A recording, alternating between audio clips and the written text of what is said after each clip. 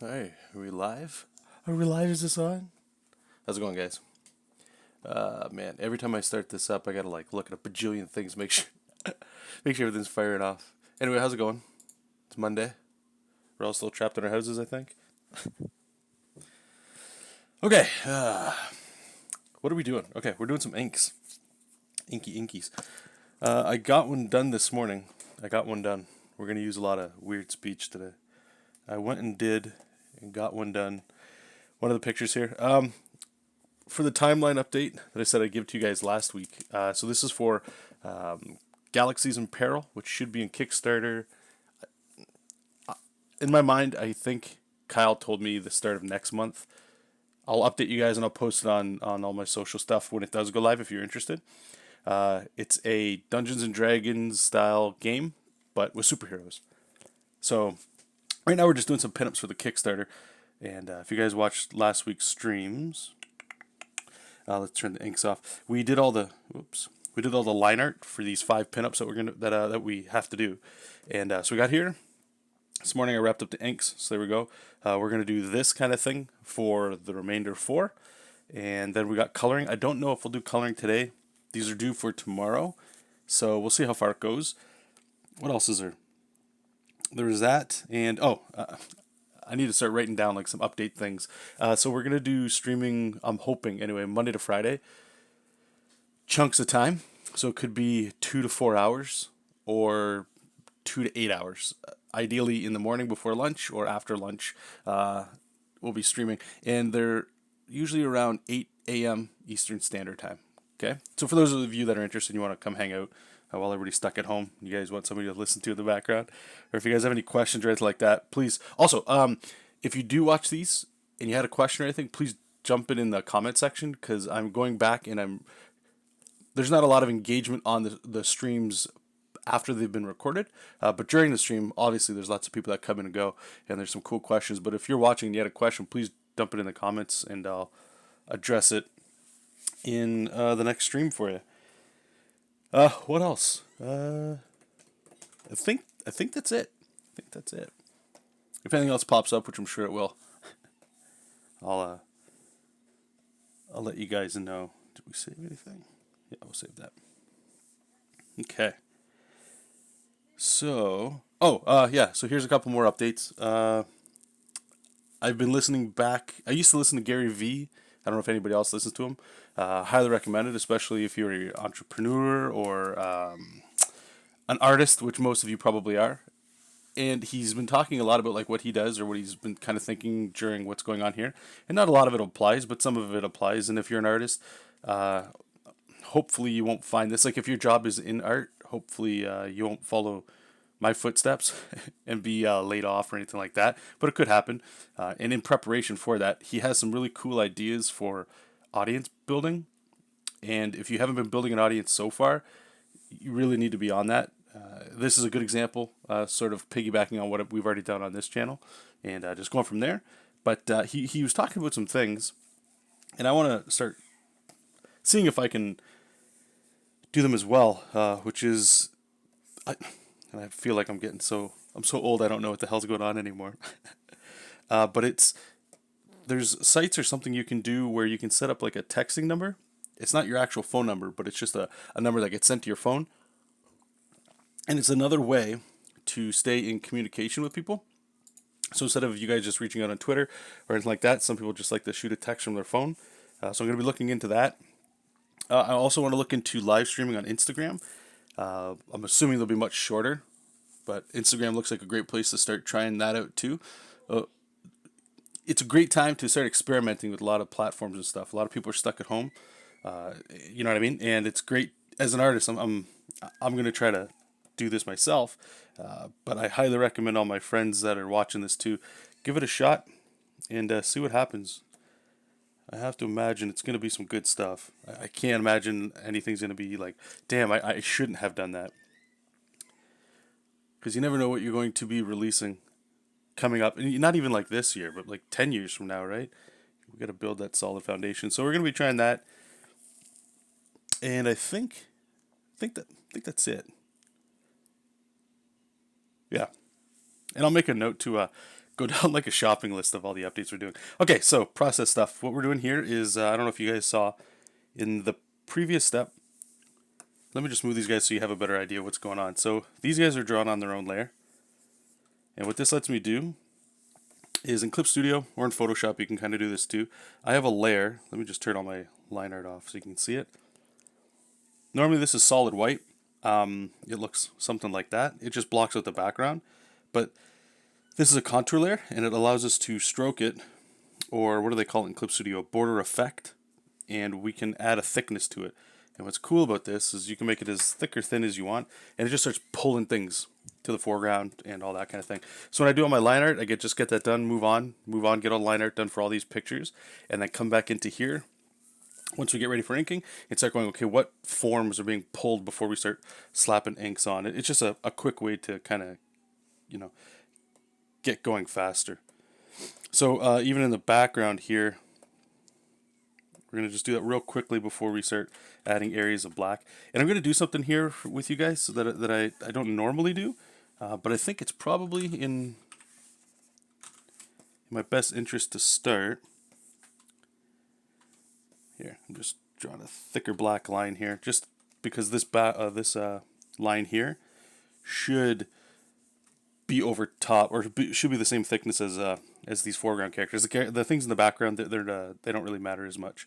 But for my shadows, which we're going to do in a second here, it's sort of like drawing in the idea of where the shadows would be and using it as a guide. For a while there, we weren't using shadows. We were just using line weights. And I think we're going to start moving a little bit more into the shadow stuff. And why I'm saying I think it's wise to start doing what I'm about to show you. It's an additional way that you can sort of manipulate things to get an idea quickly.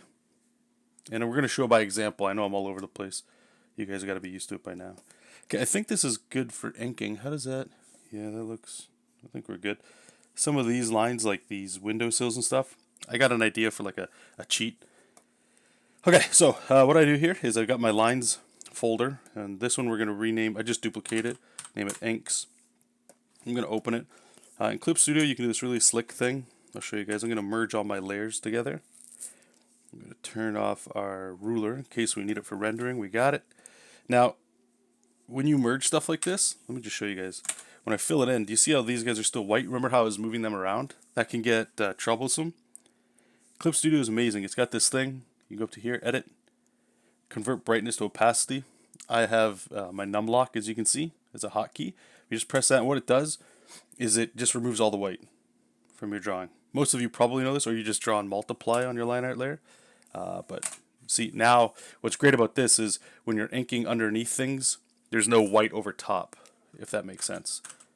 Let me show you guys an example of what I'm talking about. So let's say we're inking, right? Right here, right? We're inking over here, cool. And then as soon as we get over here, you don't see it anymore because those characters are in front. And sometimes that can be a good thing. Like, honestly, what I'm kind of thinking now is maybe I leave it like this because this will let me ink the background without having to worry about going up to the line art. But we'll leave it. So when we go ahead and we remove the line art, let's give it a second to do that. Okay, move it up. Now we can properly ink over everything. Robinix, welcome. Good morning. Skull Diamond, welcome. Good morning, everybody. Instagram might be interesting. I sometimes catch DMAC on there. Oh, DMAC's an awesome guy. I have to look into it. I'm not too sure. I know you can just hit stream. We're just wondering about a setup. What would be cool, and I've seen a lot of people do this, is like seeing how you can repurpose the same kind of content. Meaning I can stream on here with you guys and then have like a setup maybe on my second monitor here that's just showing that, and they can hear me in the background kind of thing and stream. We'll see how it goes. But there's a lot of opportunity out there. Also, I think I'm going to check out TikTok too. Any artists in here that are on TikTok? I don't know how well TikTok does with artists, but I might check it out. Oh shit, sorry. I'm jumping right into inks. Okay, let me just turn that off. Alright, so what I was talking about is I'll make a new layer. Sometimes I'll put it in red. Clip Studio, you can just change the line art or the layer colors there. Now I want something that's like a big fat brush. Yeah, that'll work. Drop the opacity. So what I'm doing here is we can just quickly figure out a light source. Right? Let me just zoom out a little bit more so you guys can see. So let's, I don't know, we'll say there's like a moon or something back here, but I don't want to cover them totally in shadow like this because we need to see these characters, right? But you can quickly kind of drop in a light source. And I'll show you why this might be pretty, or it might be pretty important, might be valuable to you guys here. There's probably some light coming from the street below. So what I'm thinking about when I do this is just dropping in like super simple lighting, right? Like everything's being lit from above. I don't have to worry about going in here to be too detailed. Like what does his face kind of look like? I'm not too sure, but we can kind of dump it in like that. And then maybe we do something with the back. I don't like blocking out backgrounds too much.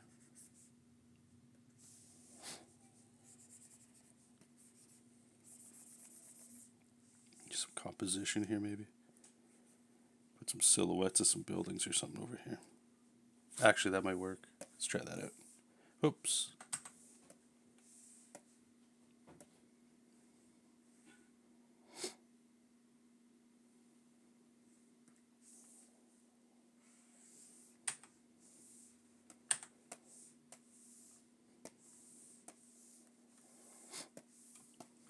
Right, so we could do like, here, let me just use this. This will be faster.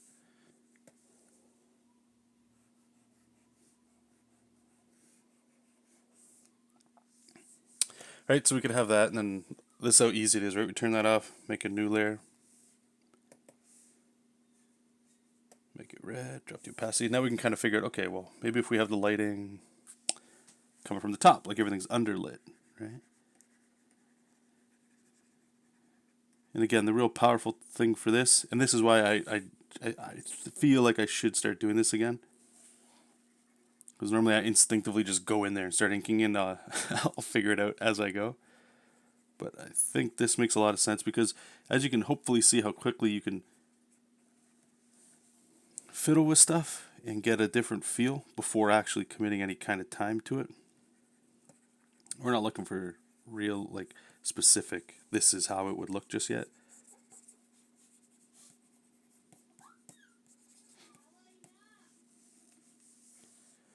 Alright, what this might let us do is maybe play a little bit with like some cast shadow or something.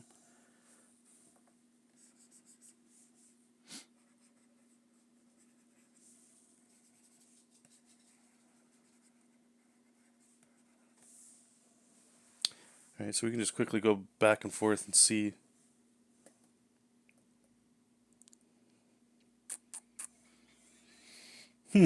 I'm not sure which ones to go with. Hey Nimrod, welcome man. TikTok seems more like modern version of Vine, not really meant for long form. Could be wrong though. Oh no, yeah, that's what I've been seeing and hearing too. But it's just like when if you guys remember Vimeo, was it Vimeo? Started with a V. Everybody was posting to it. I forget, but whenever a social platform has been around, it's probably smart to at least check it out. And even it's quick, right? Like if you're following an artist on TikTok, they're not going to be dancing in front, or maybe they will. I don't know. I won't. But quick little, hey guys, check out this. You can see how, what I would do, essentially would be like, here's how I started drawing. Here's some thumbnails, break it down into roughs, get our line arts, and then our ink, and then color, right? People dig it. It's just something to watch, that kind of thing. Because you're trying to get in front of as many faces as you can, right? So you got to go to where people are. Okay. I don't know which one to go with. I feel like this one might be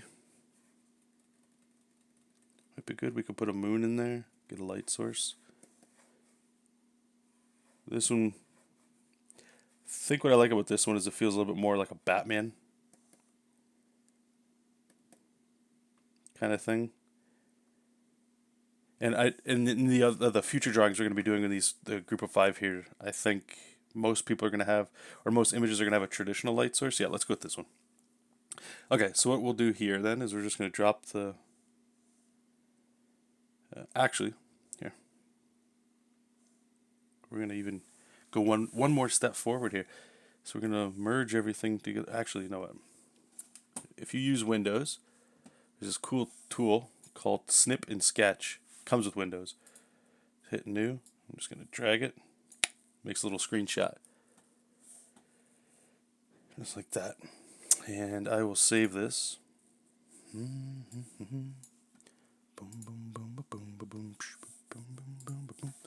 Okay, then we'll open it up.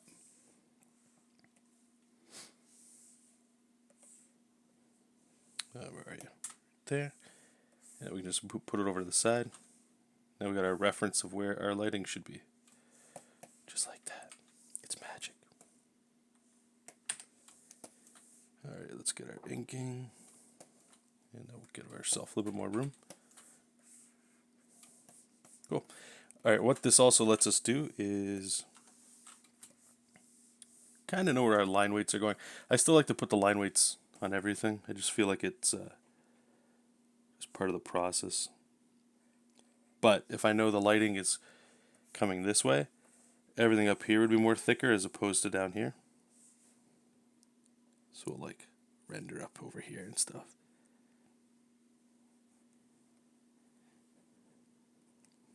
So how you guys all doing? How's everything going with all you guys? You guys getting bored at home yet?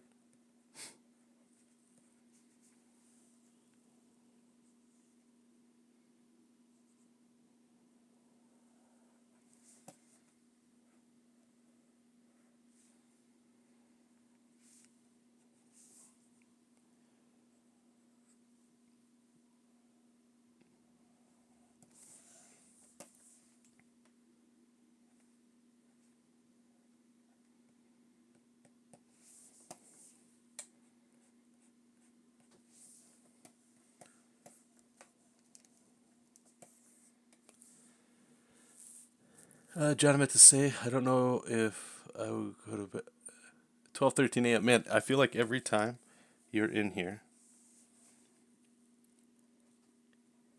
it's always like super early in the morning. I could just never get the time zone right with you. Good old Australian time, eh? Alright, so I know this area will be black here, but I'm just going to maybe put a little cast shadow like that. Whoops.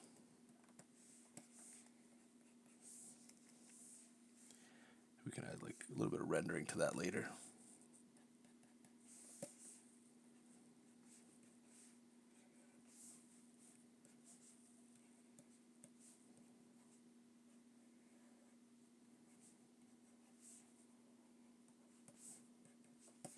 And we're trying to go a little quicker than, I don't want to say that I would normally go, but we got that deadline. We cannot miss it. And I know too, once we start slapping some colors on here, a lot of the imperfections, we'll call them, they'll just disappear.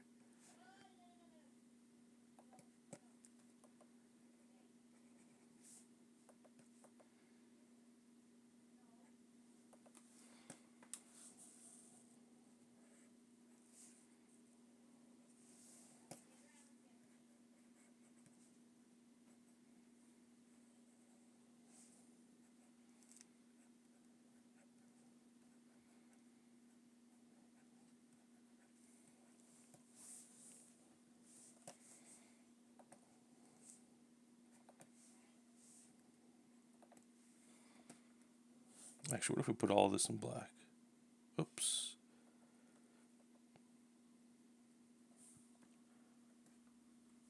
Yeah, I think that's better.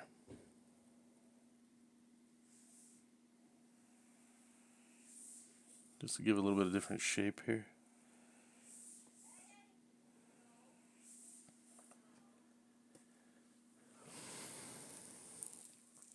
You're still on the hook for work, but it's your weekend? Right on, man.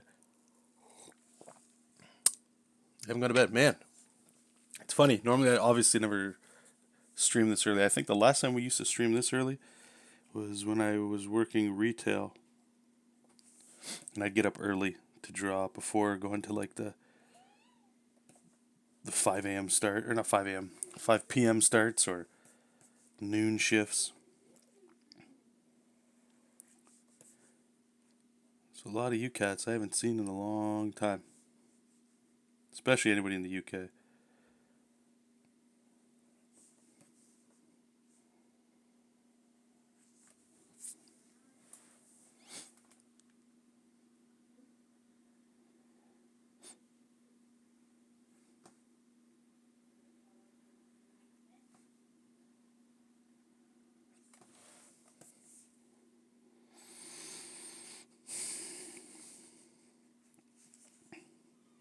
All right, we're gonna put some shadow and stuff in there, so I'm not gonna worry too much, but the line weight's there.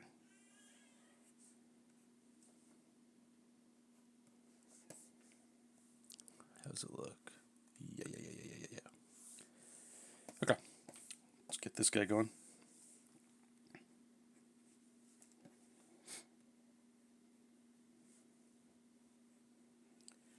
So I was doing some more. I may as well pick up the conversation where we left it last week about art style.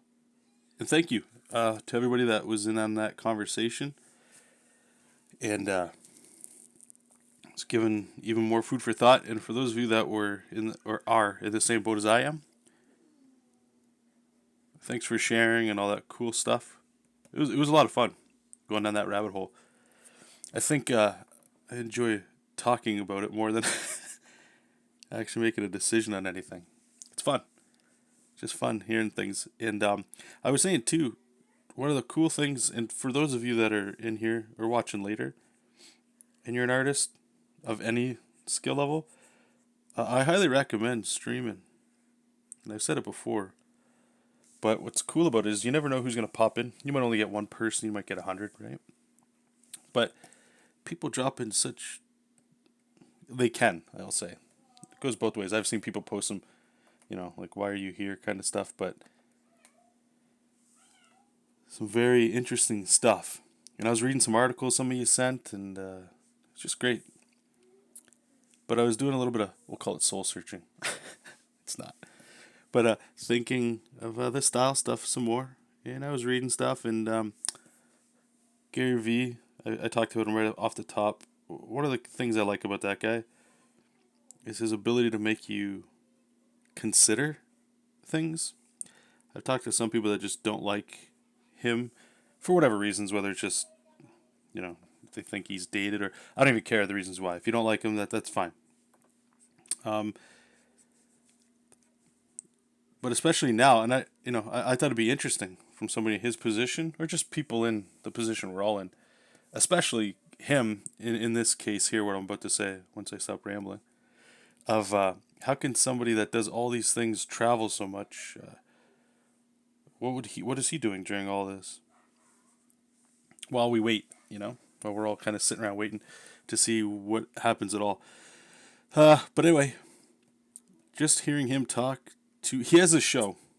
I think it's called Tea Time I don't know. I just found out about it yesterday. And I was finishing up the episode today.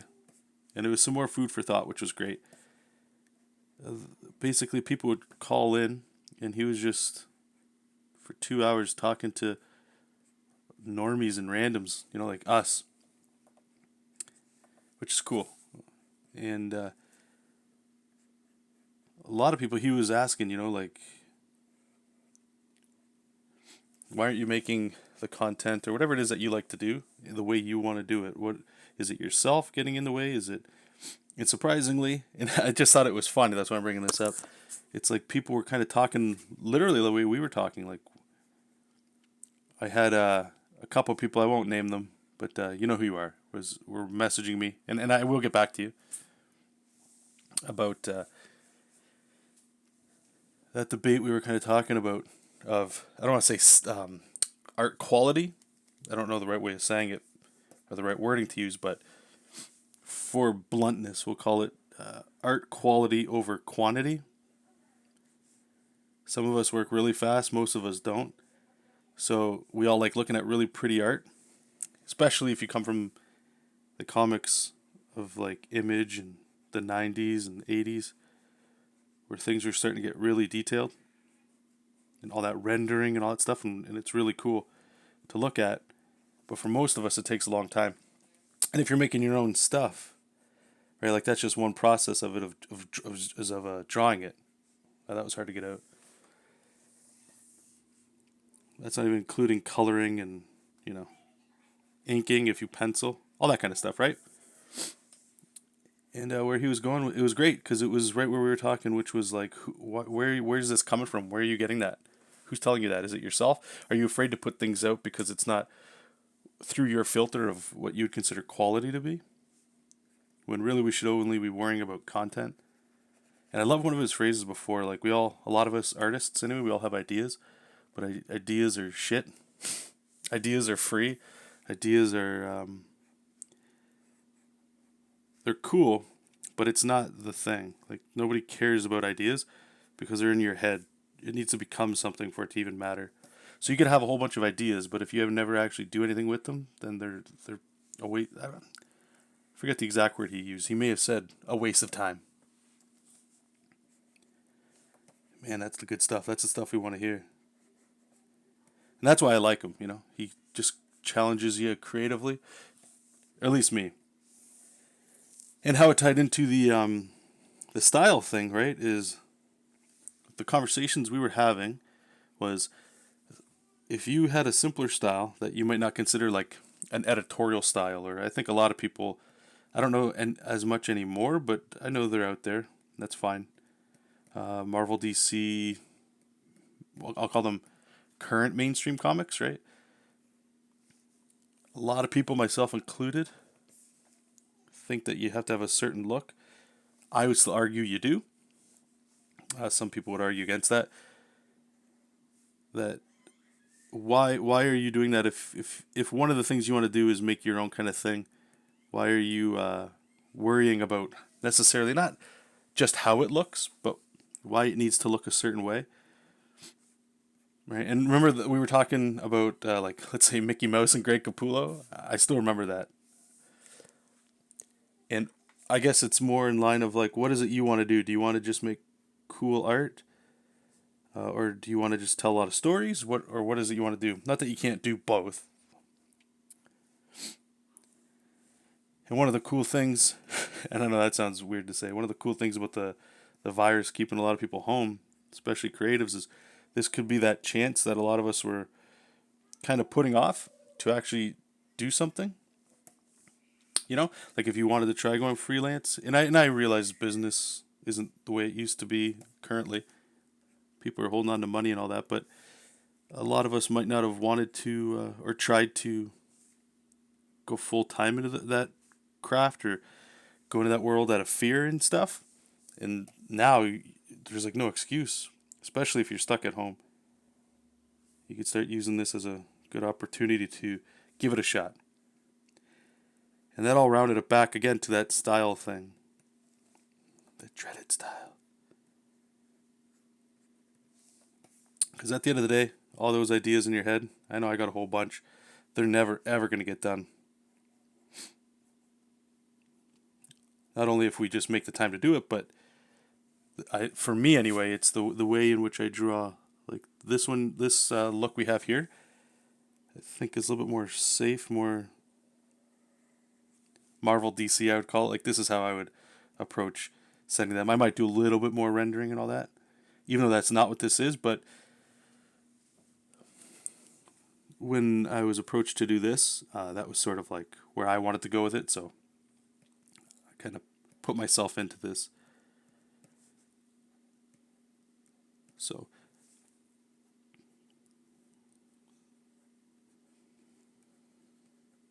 we're going to be picking a style. I know I keep saying that.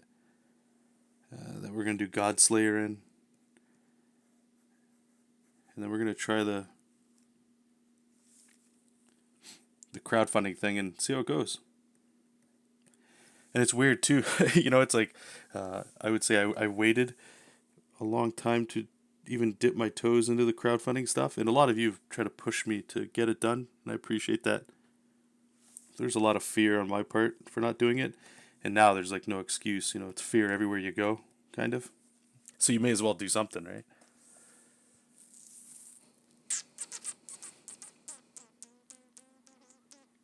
Well, thank you, Nimrod. I appreciate that.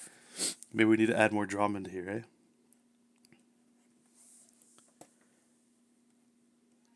So I was going through, just to bring it back, so it's all about me still. Sorry. I was looking through some of the art pieces that we were streaming, and stuff that I did as well. And I was wondering, I'm like, okay, so the one look I have,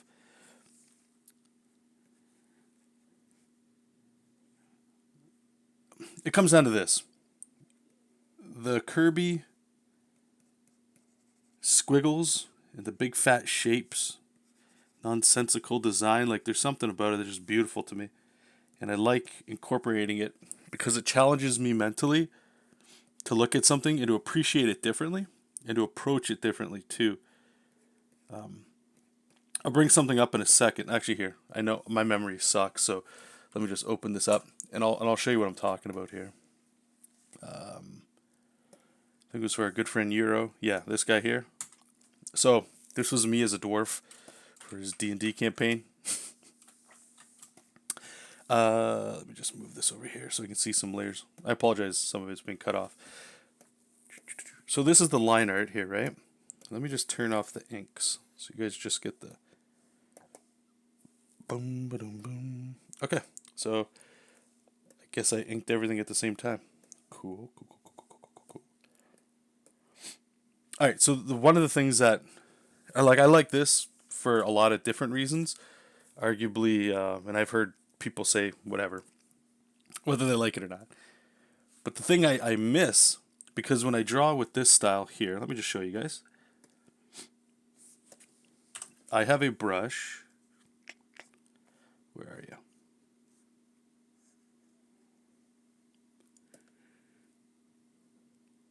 Yeah, I think it's this one. Yeah, so this brush here it's textured, and there's no real there's very little difference in line weight. Like you can't even notice when you zoom out. And what this does is it's almost like drawing with a Sharpie. Not a Sharpie, sorry, like a micron. And then you just fill in spots of black. You can still add like little, rendering, or if you want to do some muscles, right? It's a very simple style. I can move very quickly with this, and I usually like the way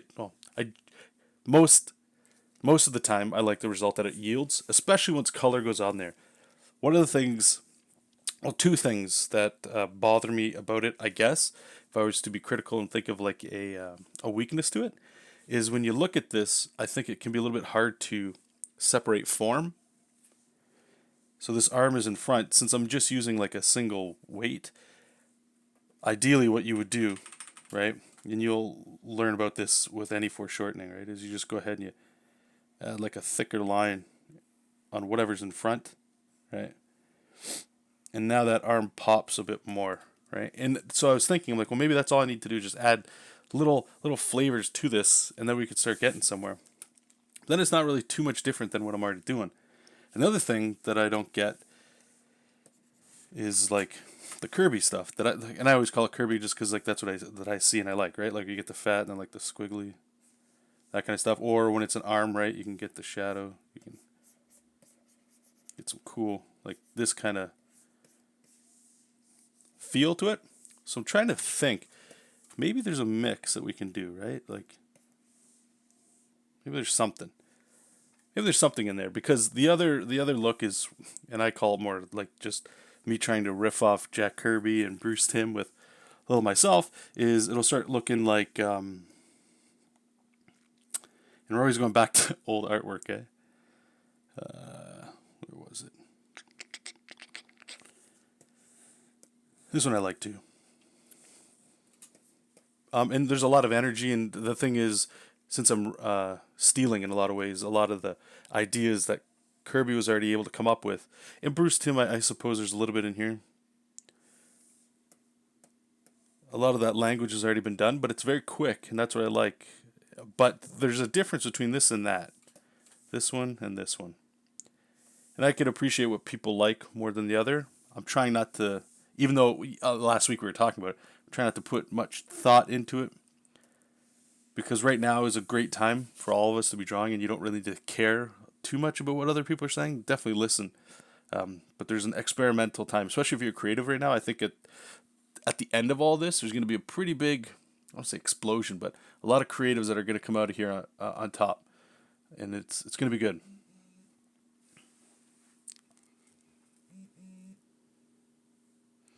Just give me 1 second here, guys. I gotta turn the temperature up for la bebette.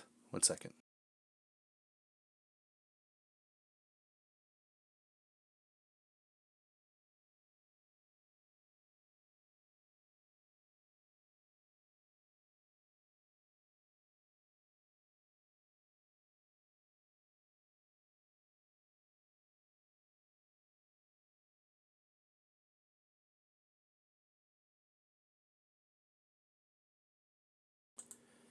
Okay, we're back. Man, it's hot in here. Jeez.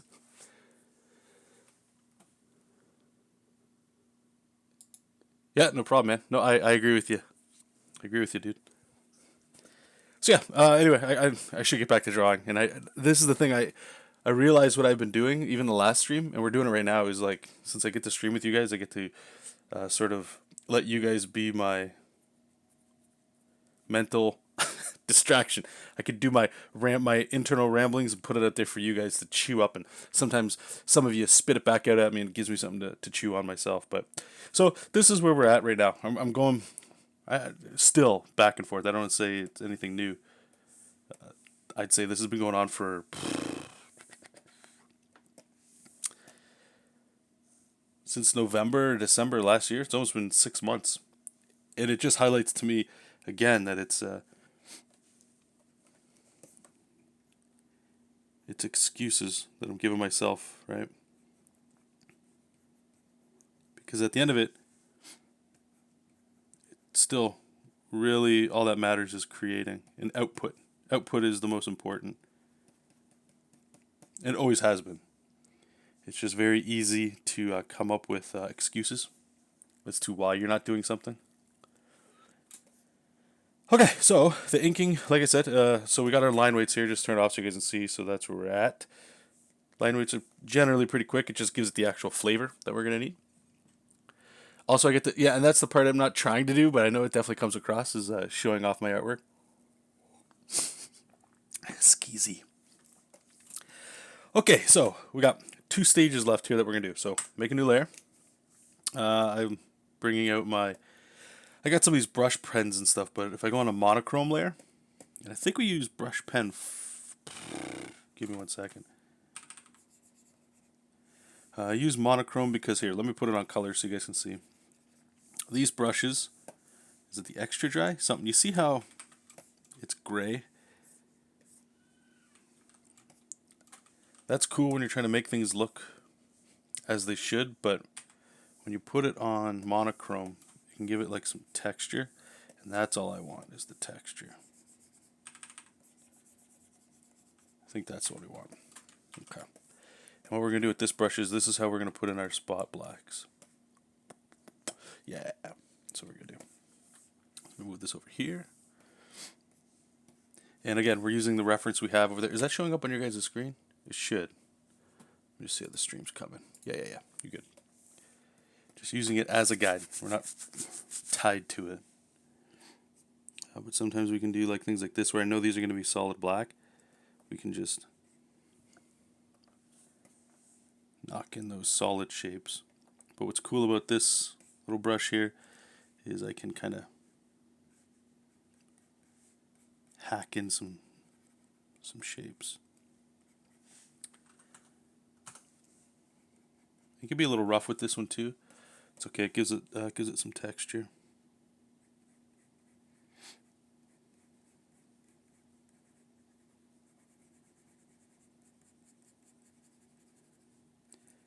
And the thing we're going to do after this is some rendering. And the rendering I've been doing is I'm trying to use what I just said with you guys as my compass.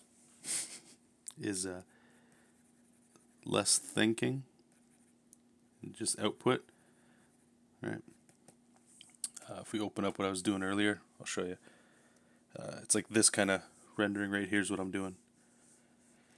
Very simple. It's not anything crazy, and I'll show you how I'm doing it. It's literally super simple. It's grabbing like a brush and just doing this, like you're writing a lot of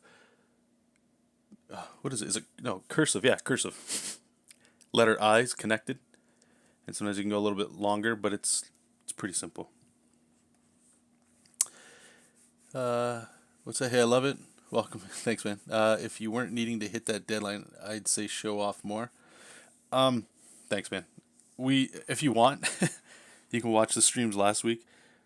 We were really talking about this thing, the exact same thing. Excuse me. And there's a lot of art showing off, even though that wasn't the intent.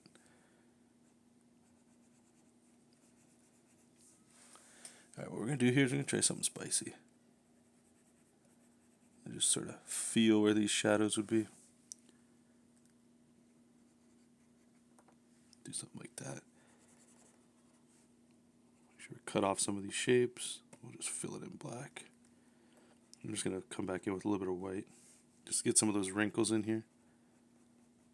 And this part right here that I'm whiting out is like the reflector on the fireman's costume here.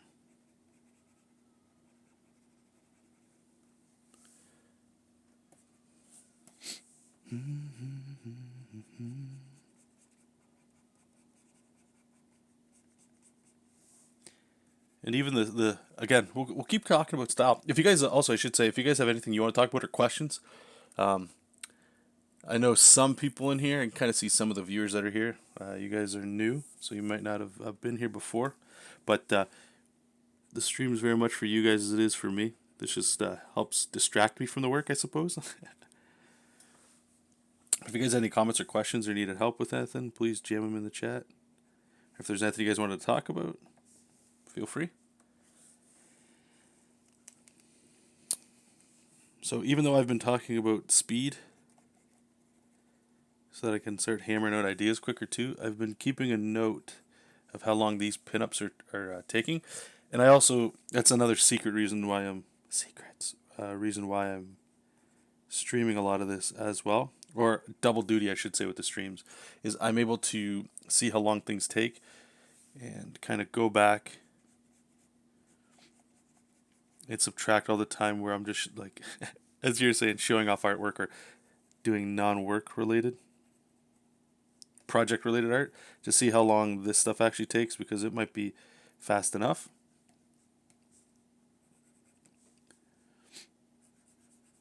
And if that's the case, then maybe we can just keep pushing through with this.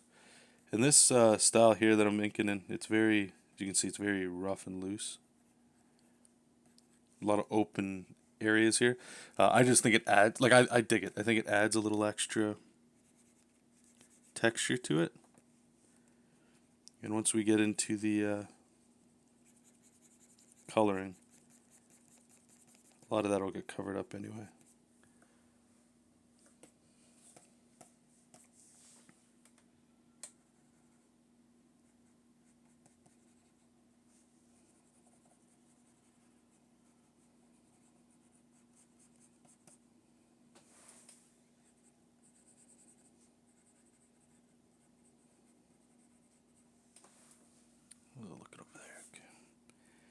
And if you guys are wondering, I have a second monitor over here. That's why I keep staring over here.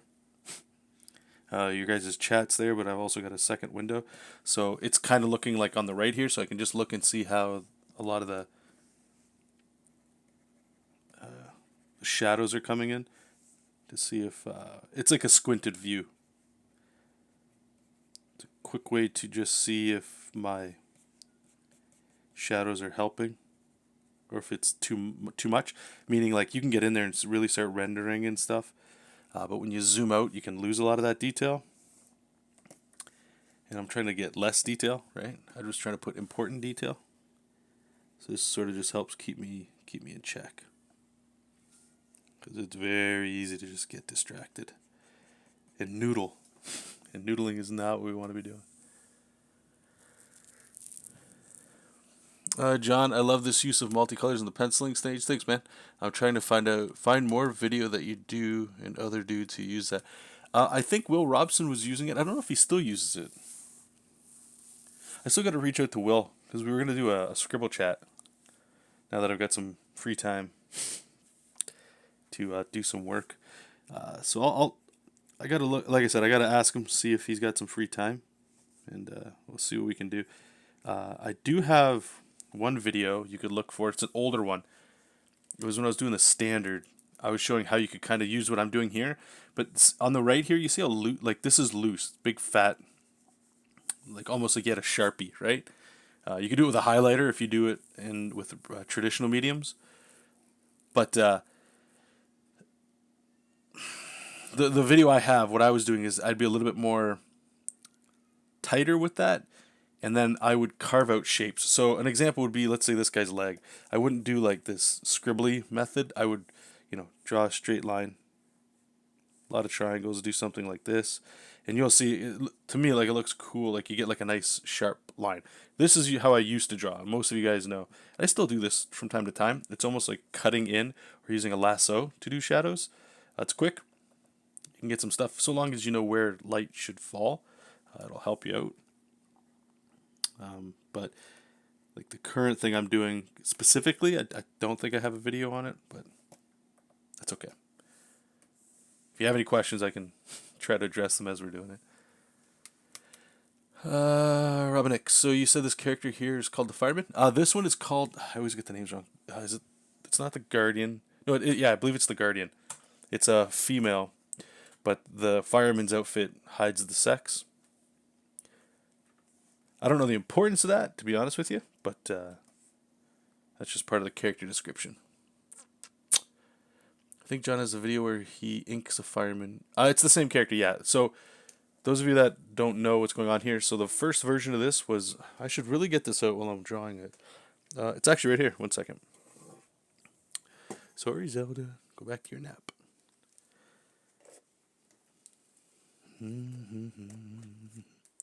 Oops, sorry. Give me 1 second here. I want to see if I can set up a second camera. I had one. I think it got removed. So I can just show the webcam. So you guys can see my beautiful face up close. So stupid. Add. We will call this webcam only. I apologize. Yeah, so just give me 1 second here. We are looking for...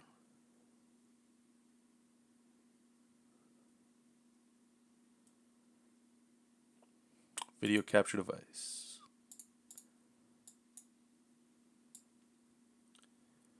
Alright. So as you can tell, it's not HD. So you're going to be stuck there. Okay. This way I can show you guys things. Okay, so this was the first one, and it's going to be flipped, obviously. Actually, I wonder if... Oh, no, that's in my settings. Okay, so my camera's flipped, so there's not much you can do. Just so you can see it. So this is Worlds in Peril. There you go. Cool. This was done in... Let me see if there's a year. I can never remember when I do this work. 2015. So 5 years ago. Okay. So I was commissioned to do like the artwork. So all the artwork is mine in here. It was written by Kyle Simmons. I don't know if anybody else helped him with it, but like if you guys have ever played Dungeons and Dragons, right? That's what this is. There's words. There's words. This was pretty cool. There's like a little bit of it actually printed dark, and I believe most of that's my fault. Because I don't believe I colored in CMYK, but my monitors weren't calibrated. So this time going around, things are going to be a lot brighter. And I apologize again. It's not an HD camera, so you can kind of see. But what this is showing you is this is like a how to play, but it's a comic book, right? So all these heroes you're seeing doing things, it's the story telling it as if they were playing the game, kind of thing. And this is, to be honest with you, this was a lot of fun. And just looking at them, this looks like a lot of '90s comics. So going forward, a lot of these crazy panels, I don't think I'll be doing this kind of thing anymore. Especially looking at Kirby and some other cats, it's all like it's a lot simpler. It's actually more like if you can kind of see this one, this page here. I know there's a lot going on, but there's a lot of text as well that's kind of breaking up what you're looking at. I don't like pages that have a lot of text. it was done for this because it's a tutorial about how to play the game, right? Let's see if there's other cool ones. But anyway, yeah. So panels and stuff, I'll be going for a much simpler one in hopes that it tells a clearer story. Yeah, so there's some cool like double page spreads and stuff like that, which is really cool. But yeah, the fireman characters right there on the cover, on this side, even though it might be a little hard to see. And they're protecting all these people in the background. Alien invasion. A lot of fun to draw. A lot of work.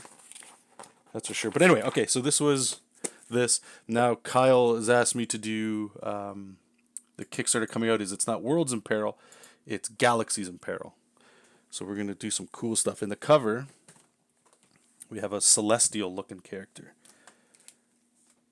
Boy, do I like celestials. Okay, so cover. Let's open this one. There you go. So again, up top here to say Galaxies in Peril. I need to improve some of my coloring game. I know it's a lot to look at.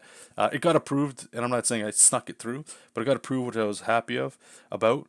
Because there's a lot going on, and I'm learning. One of the best parts of working with a lot of the people that I've worked with is I feel like they're in the same boat as me. Everybody's tried to use this project, their current project, to slingshot them into the next project. Love the project you're working on, but obviously it's to push you, right? So you're always going to get better than your last project. And the only way to get better is to keep making, right? So I can look at this now and see some things that I may have changed. Just the way, like right off the top, there's a lot of this is drawn or colored in the same way that I colored JESOP King, and one of the problems that happens with that is it's all the same level of shadow, so everything regardless is put on the same plane, if that makes sense. So at the bottom here, you can see I'm kind of adding like a glow over the line art, and that's to help push it in the back, or so I hope. But there's a lot going on.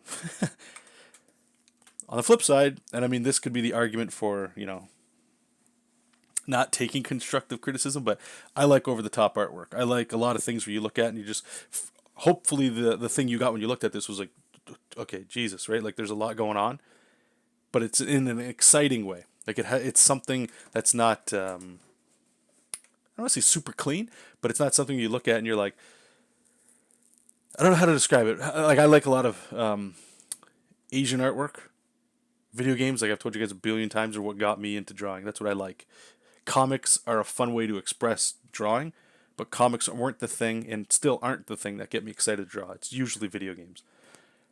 So I'm trying to keep it's almost like this was all animating, even though, again, the lighting is a little messed up. But it's, to me, still, it's fun to look at, and that's all that I'm hoping. Is that when people look at it, it looks engaging and fun with the intent, right, because it's a Kickstarter, that people would throw some money at it to help it get off the ground. So that's a little bit more context of what this is. Robinix is saying, I recently invested in a second monitor for my own streaming. Oh, good job, man. More for gaming though. Looking forward to Final Fantasy VII Remake. That looks amazing. That game. I still have to download the demo to play it. It looks really great though. So it's a comic in the back of a source book. It's like right in the beginning. So the context of that comic is it's an example of the gameplay flow. Does that make sense? So Kyle, all props to him. It's a comic book sourced like superhero role-playing game, right? So there should be some comics in it. That just makes sense. So the idea is like instead of writing, turn one, the DM says this, this, and this, and then player one, like reading how that works, let's just turn it into a comic, right? So there's scenes in there. Again, the webcam is probably limiting what you guys could tell what was going on. You see the DM talking, and they're all around a table eating chips or whatever. Everybody's got their own character sheet in front of them. And then it transitions into the game world, right, of what their superheroes look like. Now, the characters you're seeing me draw, like this chick here. Here, I'll just go through it because I know some of you aren't going to see this. There's this dude, this black guy. He's like the Iron Man. This is the suit here. It might be a little hard to see. Hopefully with coloring we can spice it up. And he's transferring the brain, heart energy thing in here into like an Ultron or a Vision, we'll say. A Vision style thing. I don't know the intent for that, but it's just a cool picture. And all these are for they will be in the book as well, but it's to entice people to back it because more artwork looks pretty on a Kickstarter. I don't think it's Too many people can argue that. This one, this would be like a Flash type character. He's racing through time to go through portals. Might look a little different because I got some old artwork in here, but he's running up here towards us, to warn all the main characters of that cover of the Celestial that's coming. That's just context for the artwork. I don't think we'll actually show or write any of that. Then there's this four-armed guy. I don't quite know. To me, he reminds me of like a brawler, but he's just floating over a city, meditating like Doctor Strange with all these books around him. This will be fun to do. This guy's my favorite guy to do. He's got a lot of muscles, so immediately I like him. And then this is my second favorite character. This one's like the Captain America. She doesn't have a shield, but in this one we do. Maybe you can't see it that well, but it's a gas canister. Tink, and it's going there, and we got the cops or whoever there, and these are all the protesters with City Hall in the background. So these characters, anyway, they're how would I describe it? They're like actual named characters in that universe. So you might get a mission or a quest, I would assume. I haven't played the game, sadly. I don't have enough friends that would do it in real life, but these are the people you could incorporate into your story to help move the story along, or maybe your group of heroes helps them or aids them or has to find them, rescue them, whatever. Kyle's also been talking about, and I really like this, and I do hope that we're able to do this, is possibly doing a few issues with these characters to help build and flesh out that world a little bit for people. I think it'd be interesting. I don't know if it'll be part of the Kickstarter or a separate one, but that's the idea there.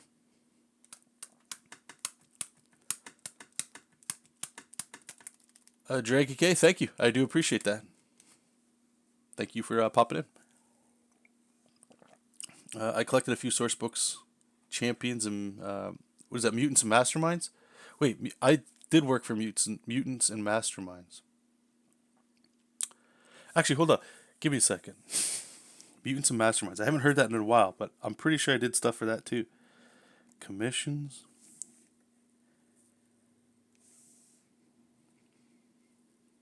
Mutants and Masterminds. Why does that sound so... Was it in comics? Give me a second. Give me a second, please.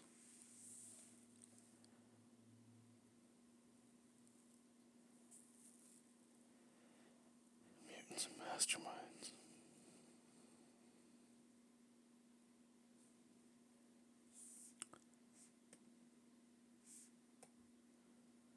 Yes. Check the... You guys want to see Blast from the Past? And when I did a Joe Biden comic book? What the That actually sounds hilarious now. Joe Biden comic book. When I was participating in propaganda. Give me 1 second, please. 1 second. Mutants and Masterminds.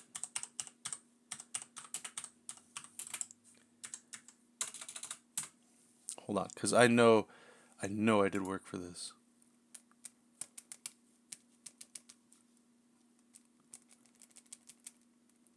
Everything that's coming up. Wait,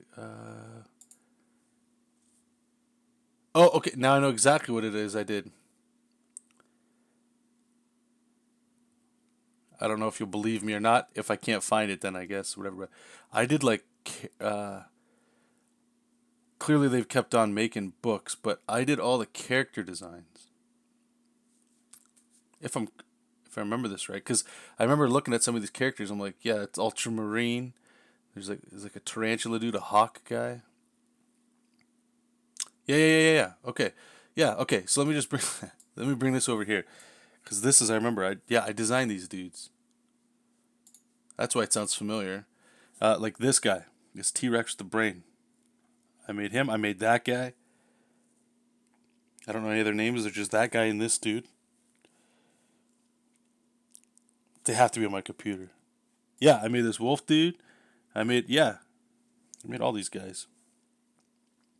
I made this guy and that guy and those dudes. That's their names. This guy, that guy, and those dudes. Damn. Give me 1 second, okay? Because I gotta pull this up. So commissions. Maybe it was under somebody's name. Or maybe I just... that's sad if I don't have them.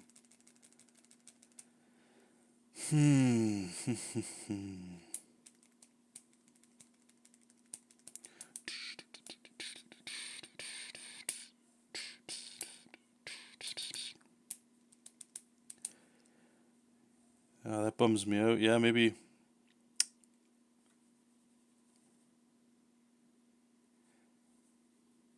Would I put them on my hard drive? Sorry, I know most of you could care less for this here.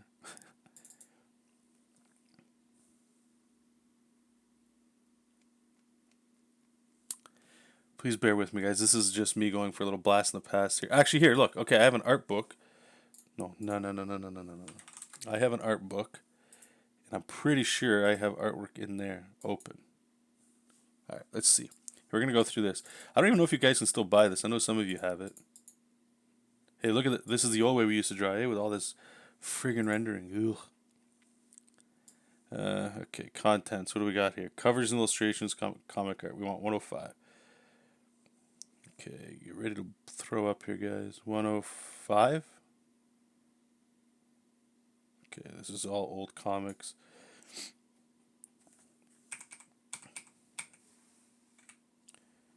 What is this one? Aliens? No, okay. There we go. Mutants Masterminds. There you go. 2010, 10 years ago. So there's this chick.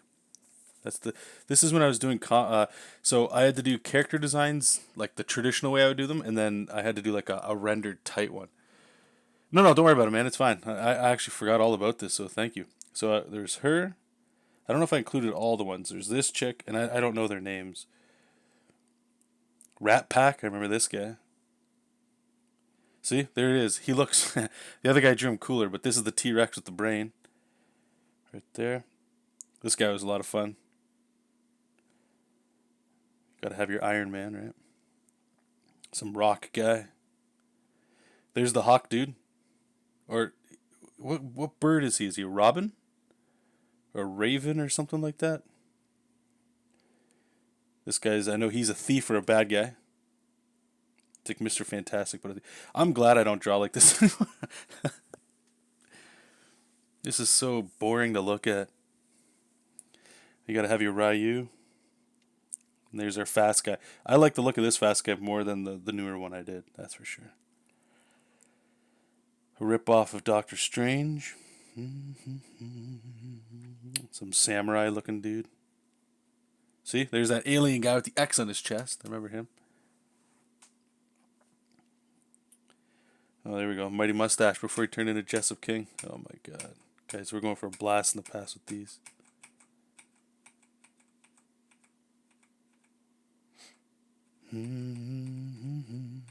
This is an old art book. Holy smokes. Oh, here's all some concept art for the standard. Yeah, this is fun.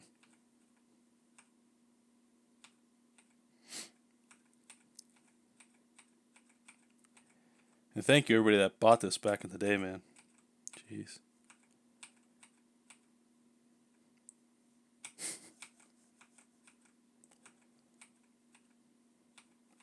Okay, I gotta close this. I'm just gonna keep scrolling and scrolling and scrolling. Look at all these guys.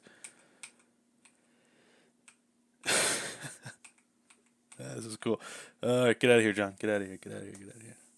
I'm never gonna leave that. Oh, it's very David Finch. There's a good reason. The Rook. Thank you. That's his name. Rubber Bandit. Yep, that's the guys. Your color charts based on DC colors is great. I've even customized my own color chart based on the speedrun or markers. Oh, awesome, man. Glad you enjoyed that. Thank you. Oh, that's awesome. Skull Diamond. I should say this too. And hi, Jack. Welcome for popping in. I'll try to send a tweet out today or tomorrow, or send me a message on Twitter or something. I'll send it to you. Check this out. You could import this from Photoshop, but somebody already did this, which I thought was real swank. Is they got all the color swatches. Check this out. So we got the Marvel. I think this is the current Marvel swatch. It's very hard for me to like swatch with make colors with swatches. Then they got Marvel Comics that are 63 color sets. So this would have been, I believe, the 60s and 70s, maybe 50s. I'm not. Don't quote me on that. And then the 80s and 90s are this one, the 128. This is similar to what I posted, but it's great. somebody took the official ones and they made swatches for it. So anybody that's interested in any of that action, let me know. See what we can do. Or I'll try to get you a link. Somebody sent it to me. All right, let's get back to work.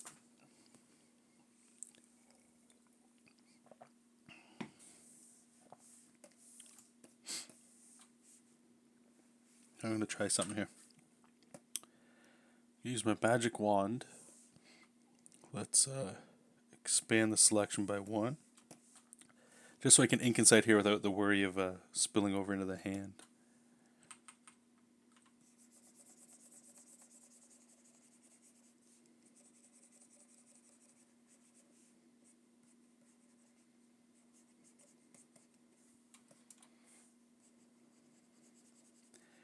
It's like I've done more work for concept art for role-playing games than comics. How funny is that?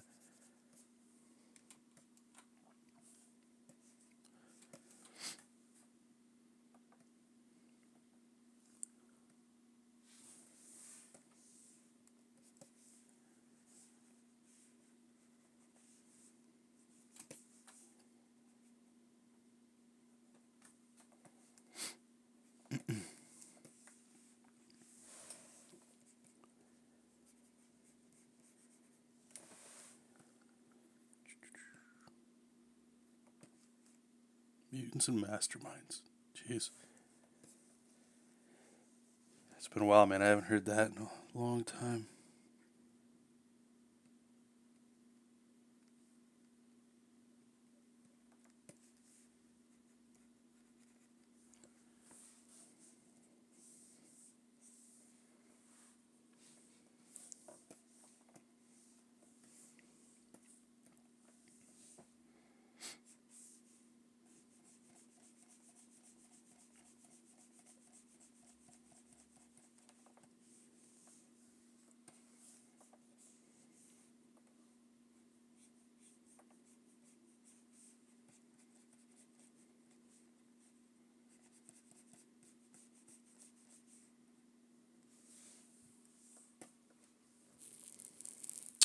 Talk about the multicolor penciling in the Thanos video. Oh, yeah. Jeez, wow. Darren, I feel like you know like my whole channel. I have to hire you as like my YouTube channel manager. Somebody asks for, have I done something? And I'll be like, this is the guy to go see. He'll take care of you. He'll hook you up with links.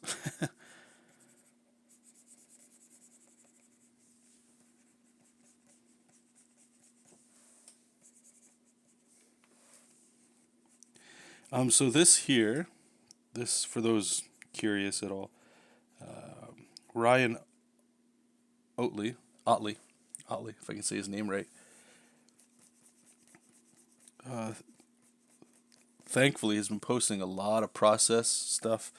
If you go on YouTube, you got to dig a little bit. There's like interviews and stuff, and really sped up videos of him inking.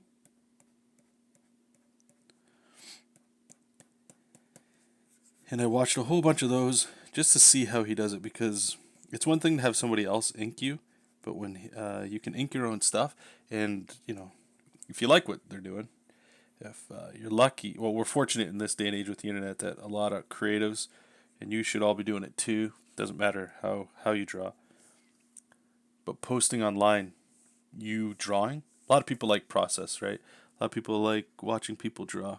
Sped up versions. What I'm doing here, most people like throw up. This is kind of boring looking stuff, I would argue, right? When it's quick, you want to get in, get out, get what you need, and leave, right? But anyway, so I was watching some of the stuff he was doing and kind of learning how to do it. Just thinking in terms of how he does it. I'm not trying to copy verbatim, but it's an interesting way to throw shadows down and lighting, and it adds like a little bit of texture to things, which is cool. It's okay with me. That's kind of where I'd like to keep going a little bit. Hey, Jessup, you want down your kitty nap? Hey, big guy, waking up. But if you're interested, anyway, go check out his stuff. You might be able to learn something there. But that's why I'm kind of petting these lines. They give me the feel of like a Pentel pocket brush pen, one of those things, digitally. Because if I just draw like this, it's just looks like a regular brush. But if I'm kind of like that, it has a feeling of a pocket brush. Here you go, buddy.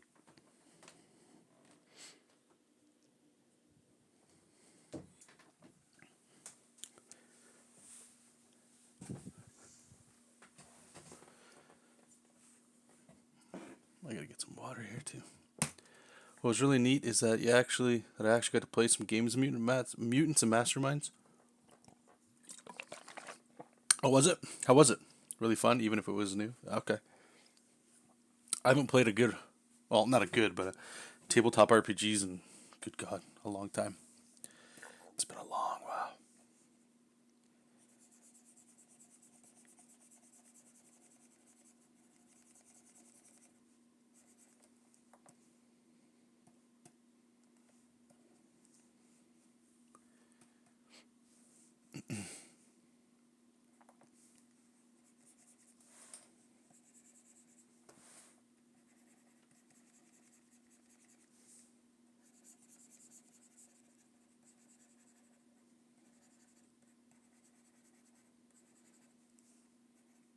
And if you guys are interested too, the project that I'm going to be working on, I haven't made a post yet, and I keep talking about making that post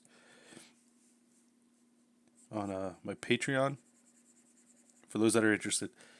So Godslayer, we're going to start actually moving. It's a little difficult because the timelines that so work is dried up in the real world. I'll call it like the day job stuff during all of what's going on. So I've tried to take on as much commission work as I can for those that need somebody like myself to do whatever they need for their project. So a lot of those they're tight deadlines, and I have to focus on that. But once that kind of slows down, which should be the end of this week, I can really start pushing a little bit more into Godslayer. And for those of you that are interested in this, I'm going to be documenting a lot of stuff through Patreon because I'll be sharing a lot here while we stream, like the process of, like, you guys can watch me draw, right? So there's not too much there, but I don't want to say that the behind the scenes stuff, but character designs, plotting, and then once we actually pull the trigger and go either Kickstarter or Indiegogo, I'll be sharing a lot of that stuff over there too. So if you're interested, and it's for all the tiers as well. You guys can check that out.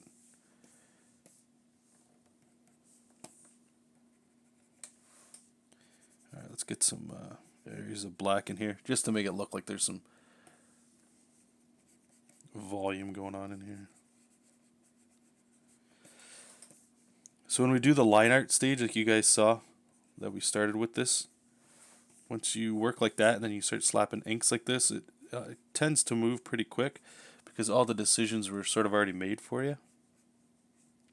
You know, I already figured out where all of our tight lines are going to be, and then we can add some quick rendering and kind of be on our way.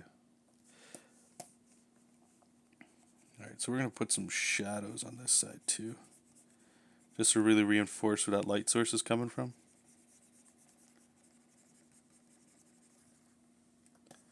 Maybe that should be black. Yeah.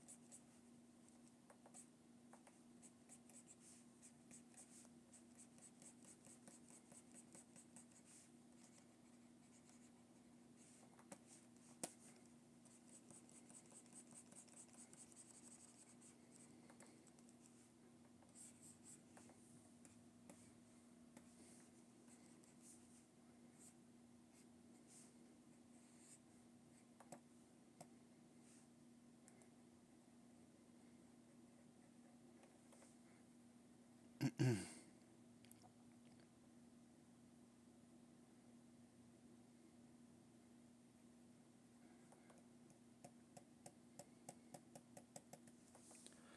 does that look? Cool. Okay.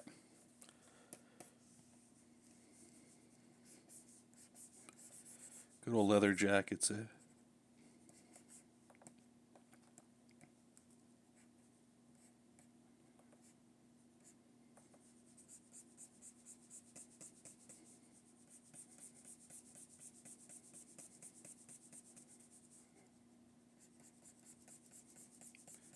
Oh, and on Patreon as well, I'm going to put the Galaxies in Peril cover that I just showed. I'm going to put the layered PSD and Clip Studio Paint a file up today for those that are on those reward tiers for the layered files and stuff too. So you can look forward to that.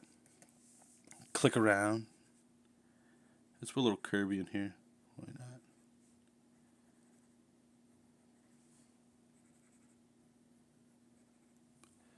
Yeah. Sneak it in when we can. What are we going to do for... I think we could probably keep a lot of this open. Alright. Now, I'm not very good at drawing upside down. So we're just going to rotate this. 1 second. Ah.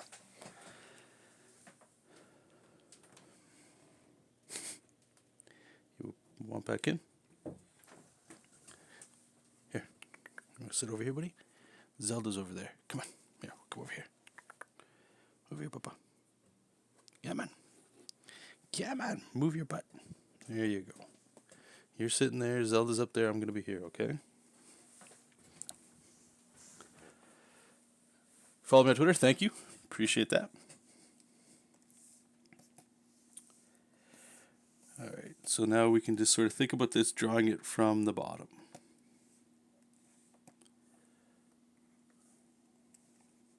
Or lighting it from the bottom here.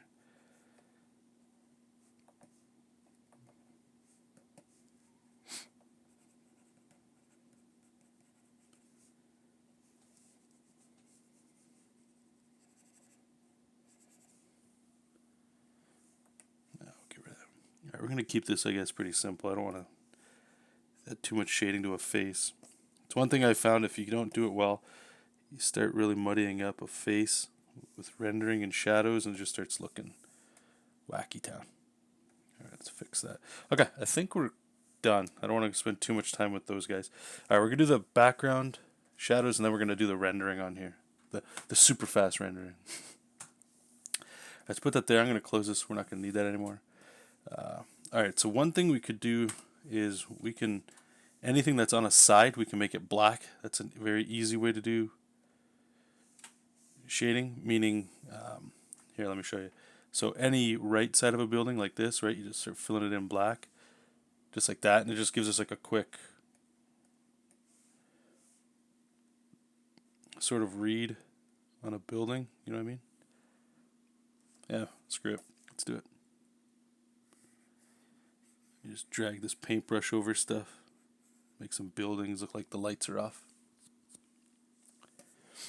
Up here, we'll have to see if we can creatively do something.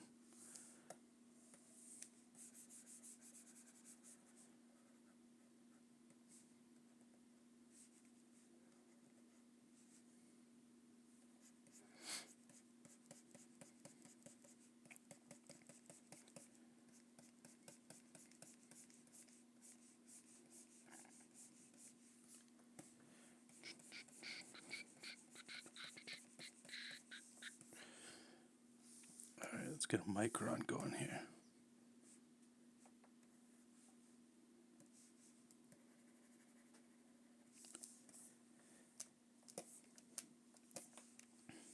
I'm going to put a white halo around this in a second too.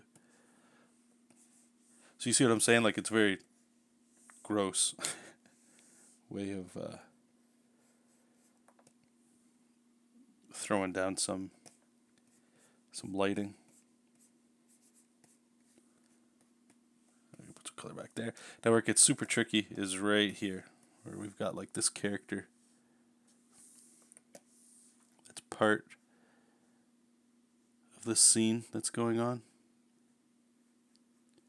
I was going to add some rounded corners here so it doesn't look like it's a totally straight line. So all that's going to be black.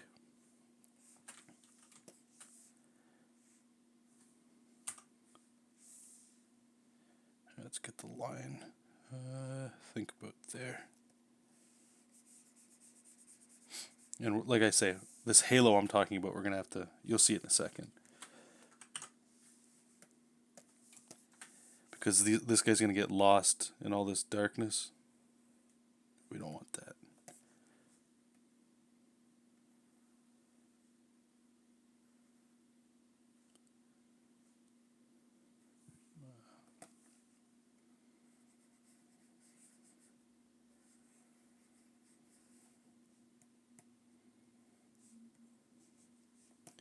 And we'll be throwing some ink over top of this too. I'm going to say you can't, but I don't think it's a good idea to just black things out totally. You can kind of paint in white just to...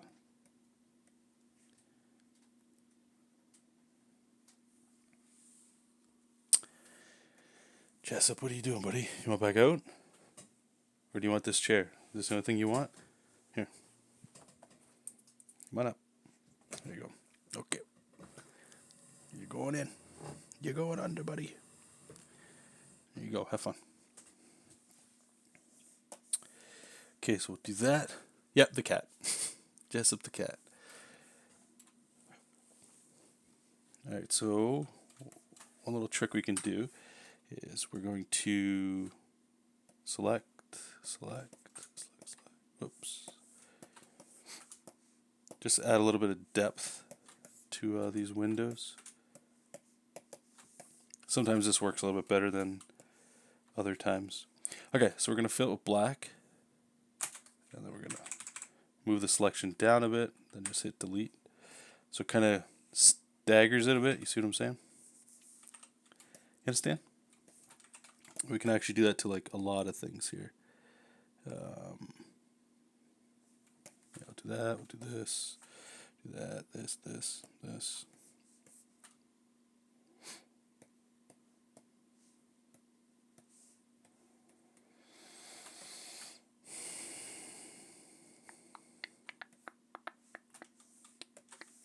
Alright, we'll see how this works. 1, 1, 1, 2, 2, 3, 3, 4, 4. That might not work. 1, 1, 2, 2, 3, 3.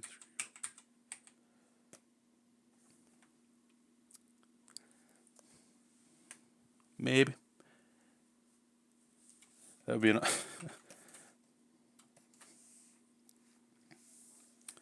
Alright, we're going to undo that there. Alright, what I think we'll do instead is we're just going to grab Micron.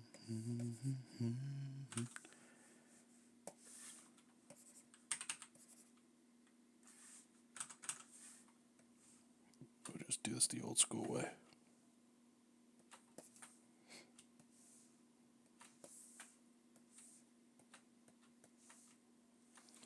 Just to make it pop off a bit here, right?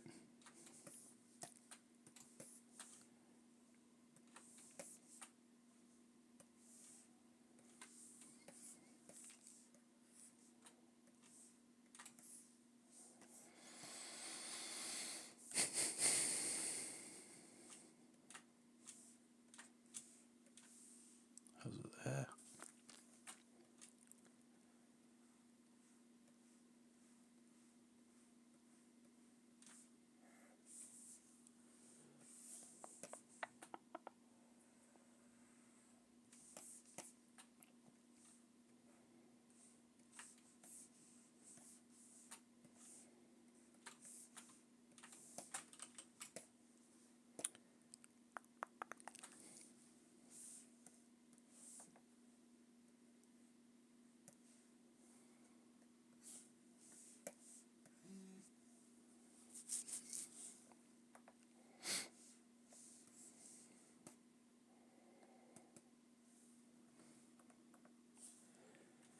Okay, for these windows, we'll do this. We're almost done this. I don't like spending too much time on these.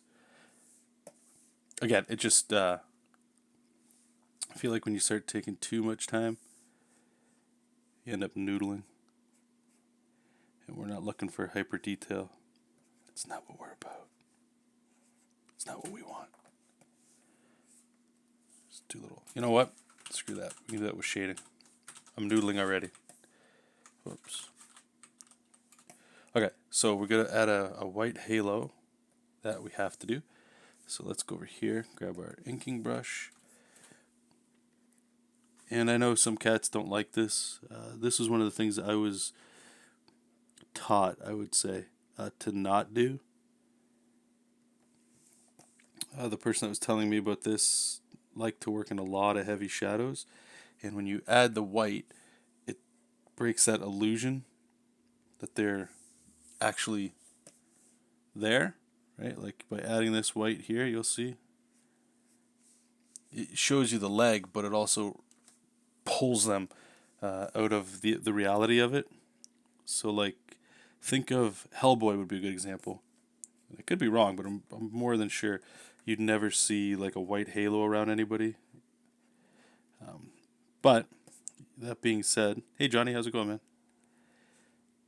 That being said, I like it just for me, for clarity, more for the viewer and or reader, as opposed to artistically it looks like it's supposed to, right? Like realistically, this is how this boot would look against the shadow in the back, and it's fine. Your eye can maybe make it and put it together.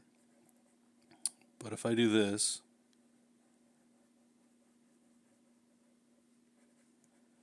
like you can see it now 100%. So it's more for me than well, like I say, I'm trying to, the benefit is for the viewer and the reader as opposed to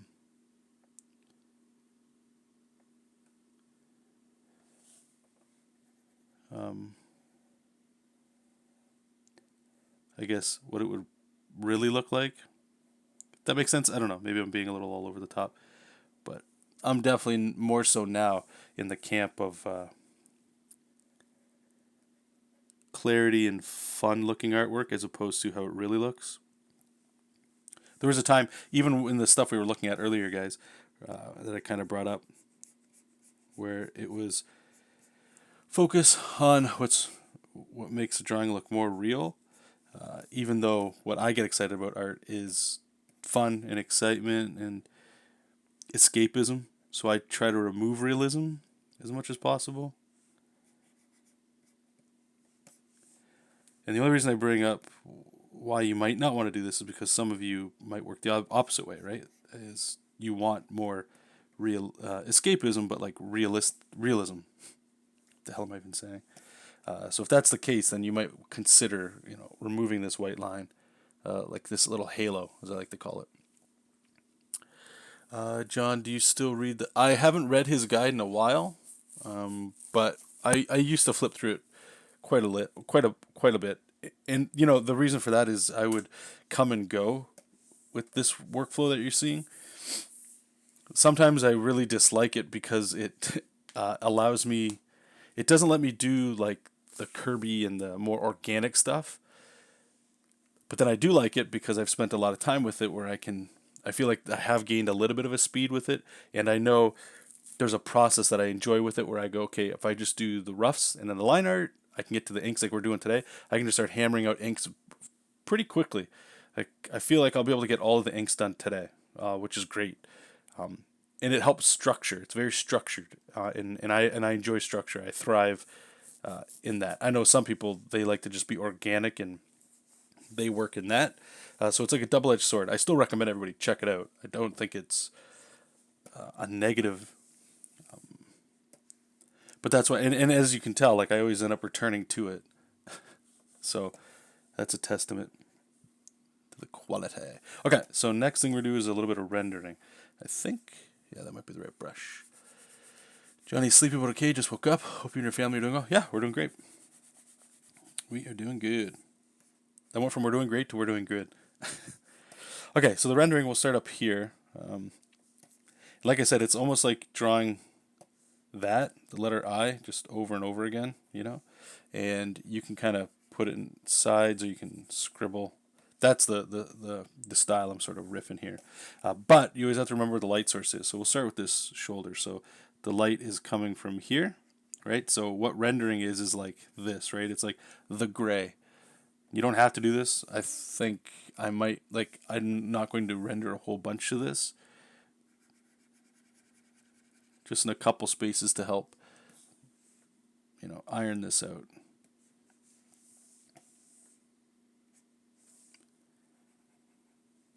Oops.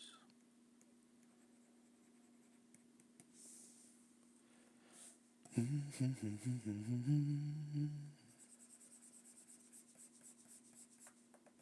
just go back and white a little bit. John, this is where I say goodnight. Okay, brother. Yeah. I'll, I'll do my best. Have a good sleep, man.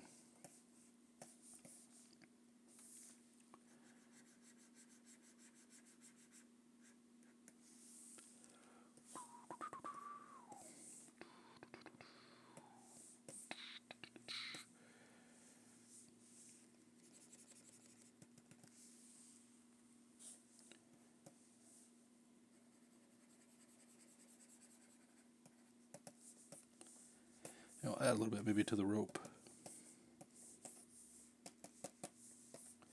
All right, let me zoom out here so we can see this guy a little bit better. All right, now there's a lot going on here. You could get render happy in here. And if you like doing that, knock yourself out. Again, I'm just trying to do it to add a little bit of texture. Nothing more crazy than that.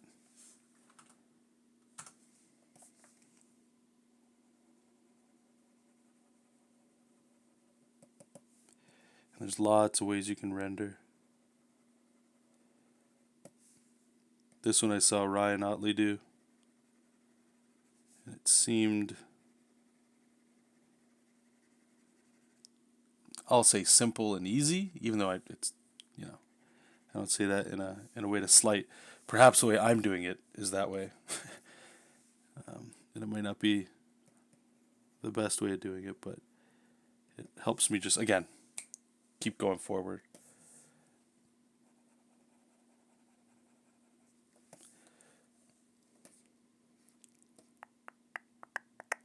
Get a little more texture in there.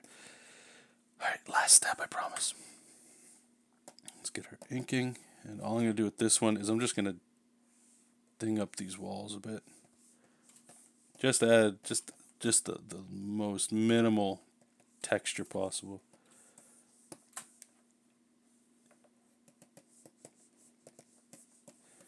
And I like putting texture around characters. Makes them feel like they're moving a bit.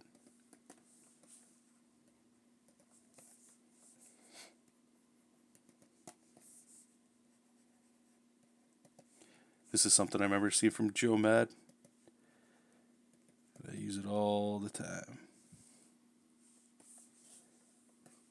Hey Will, how's it going, man? Great you're here. I was talking about you a half hour ago. Are you free this week? Maybe we could set something up and we can draw and chat.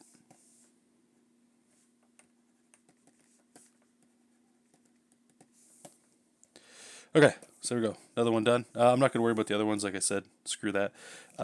Maybe, I was going to, like I said earlier, when we had our, this one up for those coming in a little bit later. Or wait, did I keep them in here? Yeah, so if I turn all the inks off, whoops. There's this lighting, or this one. This one had a little bit more of like the moon kind of coming in there.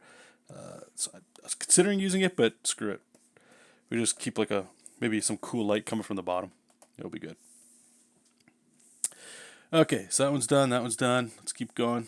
This one will be pretty quick because we pulled a lot of images from the previous project.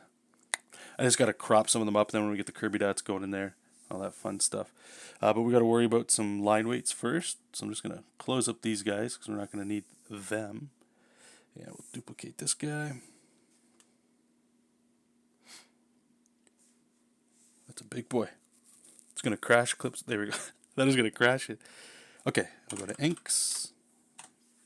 Capitals, because I guess it's very important. What do we got here? Is this all the artwork? It is. How do we want to do this? I think, yeah, we're going to flatten all that. See you, boys. And we'll fix it later. Turn that off. I'm gonna. Yeah, no. It's ink without it. So we got portals, Kirby dots. This dude. Let's get his contour layer getting juicy. I'll just thicken that mofo up. There we go. Cool. Looks good. All right. Let's flatten him. About your pecs. Well, of course. I'm going to check with the folks upstairs, see if I can show what I'm working on. Yeah, sure, man. Worst case scenario, if you can't, I mean, I can show this and we can just, everybody will hear your sexy, smooth voice. But yeah, if you want to, by all means. That'd be cool, dude. Okay. Let's get rid of the white on that one. And on that one.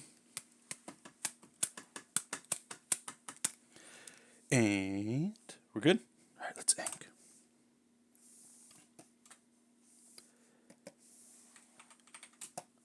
Whoops. Got to do.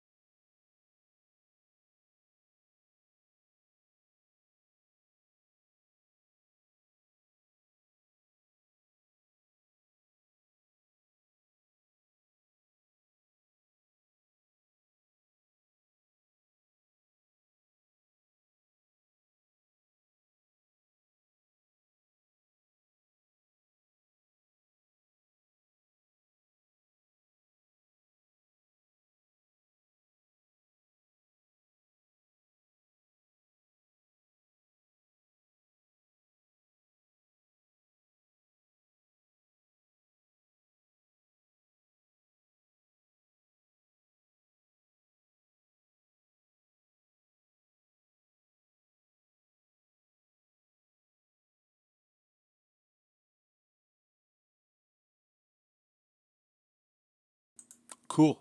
How long have I been muted for?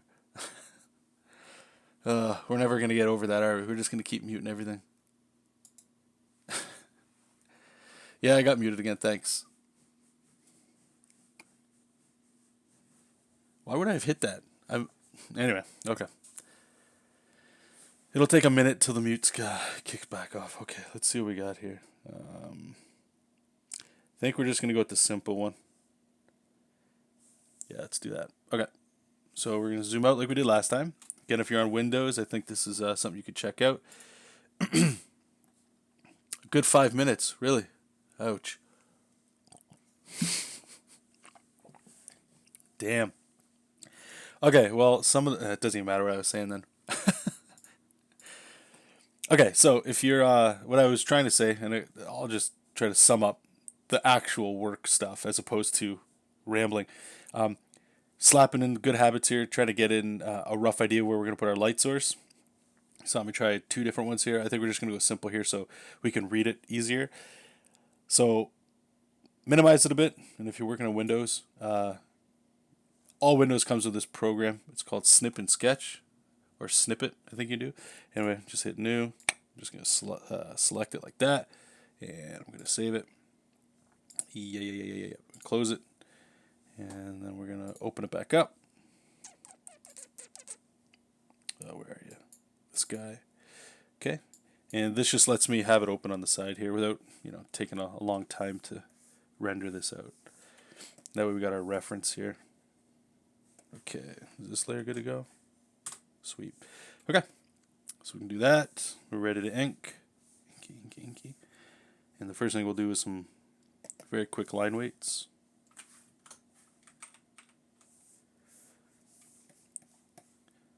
Although I feel like I just want to do some Kirby dots. Yeah, we're doing it. We're doing it.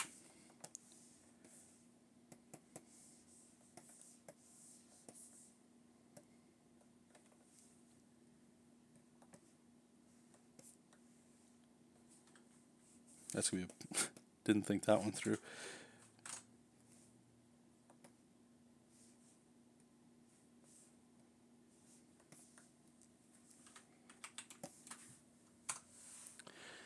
You can hear again?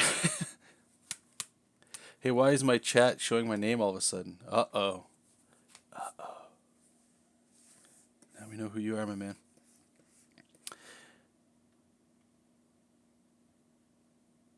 Oh, Dennis, yeah, no, yeah, so what Dennis is saying is true. You don't have to save it. The only reason I don't do copy paste is because in Clip Studio, if you guys have a fix for this, please, that would be great. But in Clip Studio, you can't just go like file new and it'll make the exact size that you need. Like in Photoshop, if I want file new, whatever I had copied, it'll be the right document size. So instead of opening up Clip Studio, pasting it in, cropping it down, kind of what I'm doing here, for me it's just easier just to pop it open like that.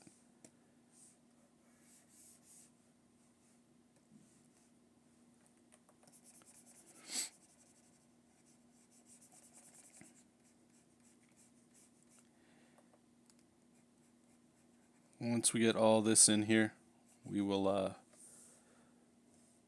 have to crop all this stuff too.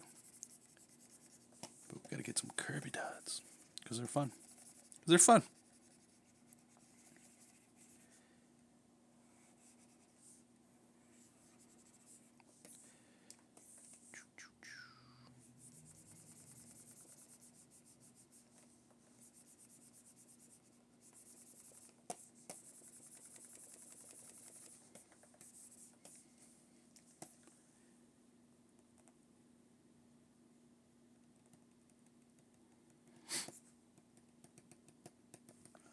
Yeah, it's good.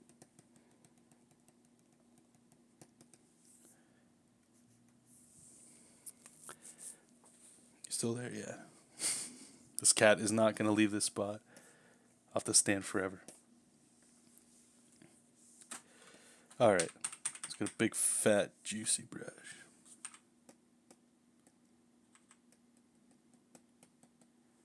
I don't want to connect those two, so we got to be careful. Alright, so let's just get some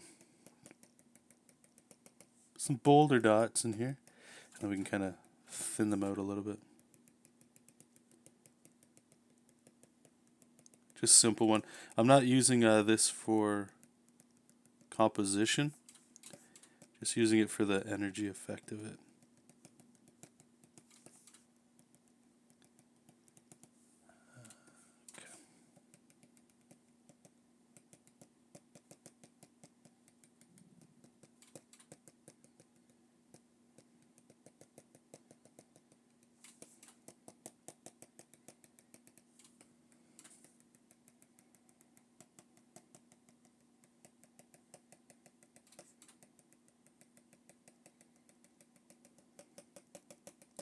Although in saying that,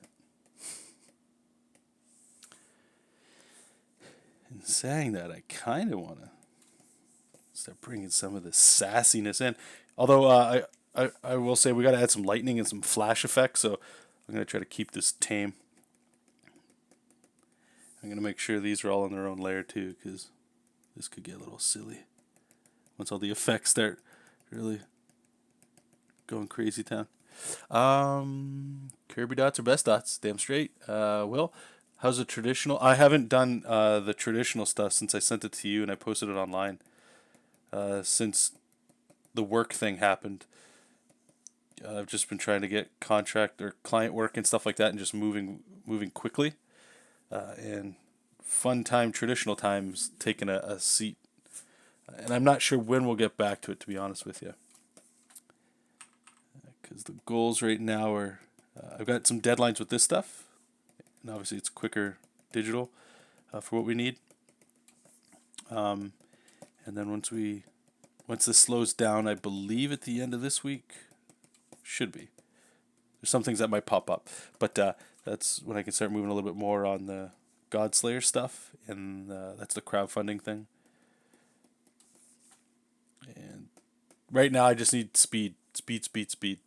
So sadly, that means traditional's on hold. One of the fortunate things is I'm able to draw like, what are we at now? 9 hours a day, which has been a blessing, man.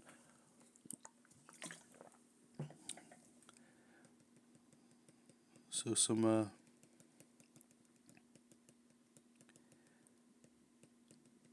good things from the virus here.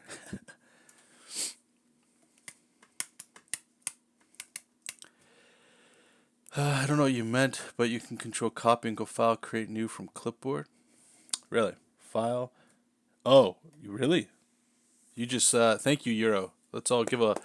Where is that? Let's get that. Is there a clap?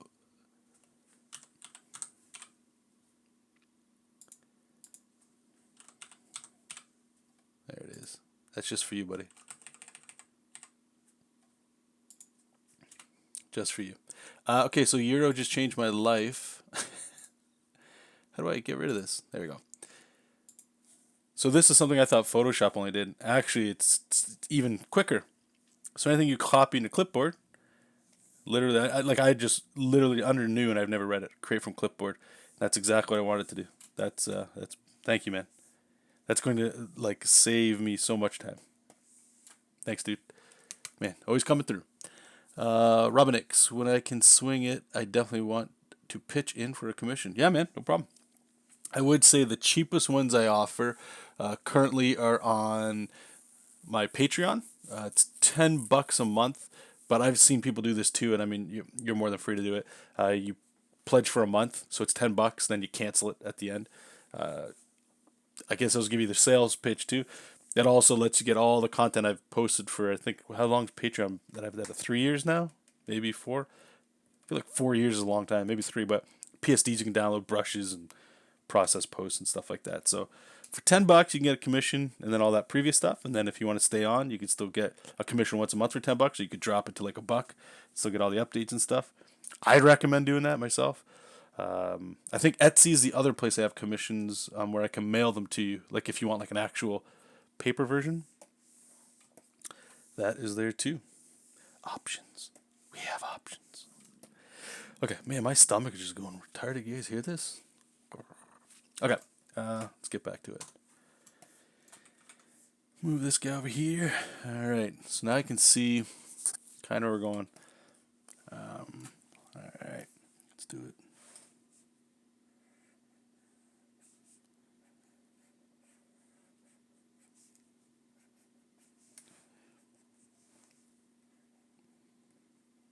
For those that are popping in this stage, it's pretty loose line weights. I'm not worrying too much about nailing every single one.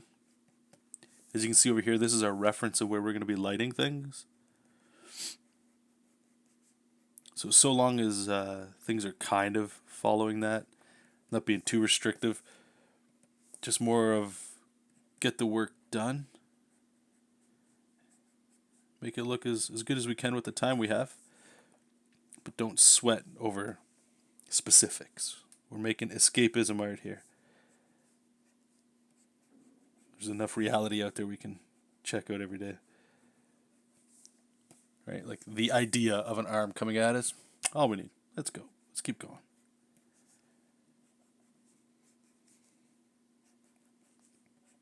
Just gonna thicken that one up a little bit.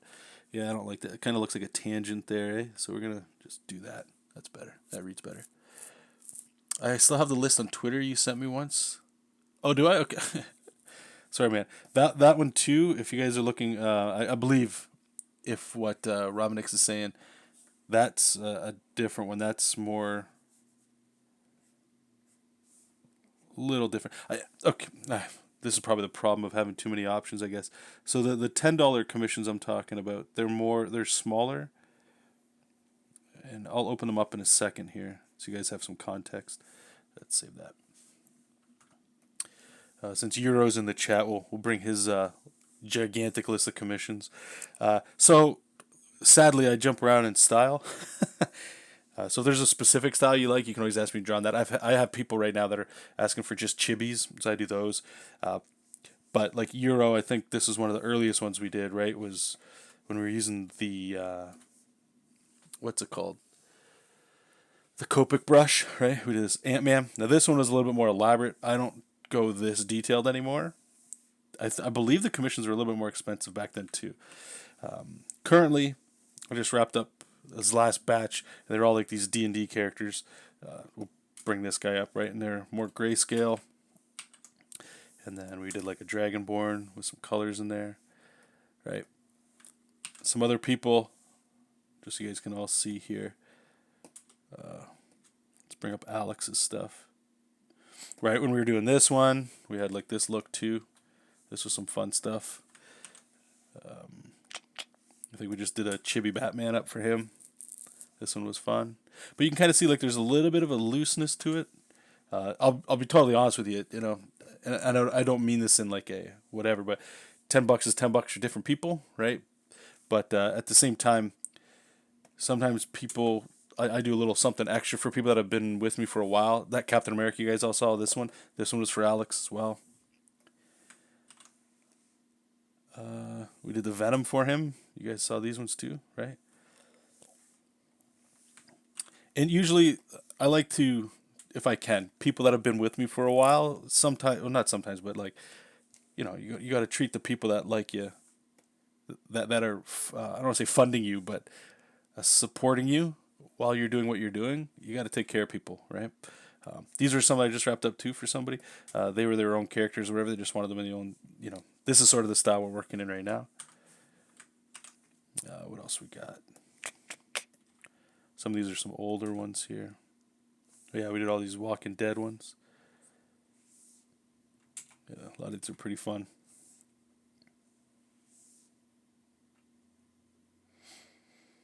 Garrus from Mass Effect.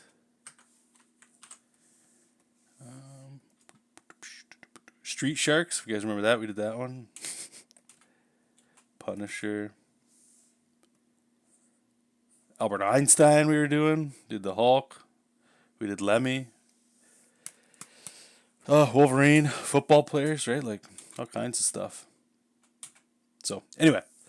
I just want to show that as, like, context of, you know, things you might be looking into.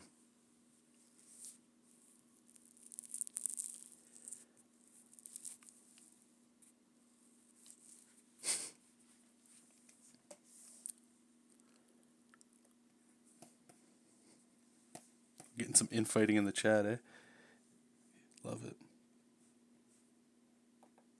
What I said at the top too, for those coming in a little bit later, I'm looking into, I'm not quite sure how this works, but I've seen a lot of people starting to kind of get into it a little bit. It's a texting number, so you guys can text me questions or anything like that, like from your phone.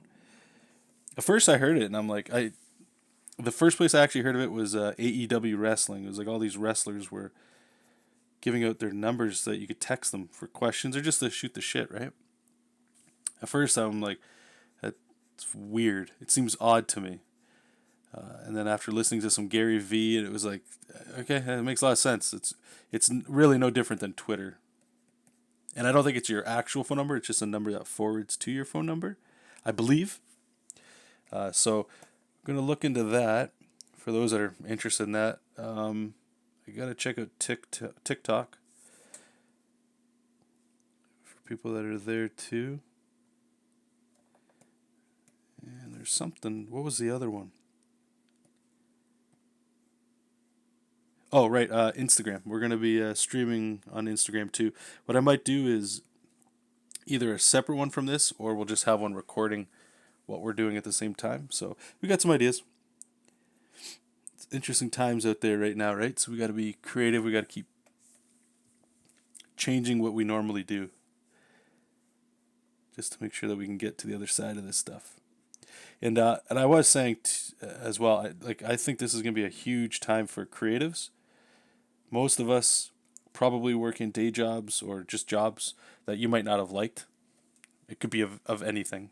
And maybe you're forced to stay at home, or you lost your job through this, right? And this could be a really good kick in the ass to push forward. It has been for me too, right? Like, it's giving me thoughts and ideas of things I can try.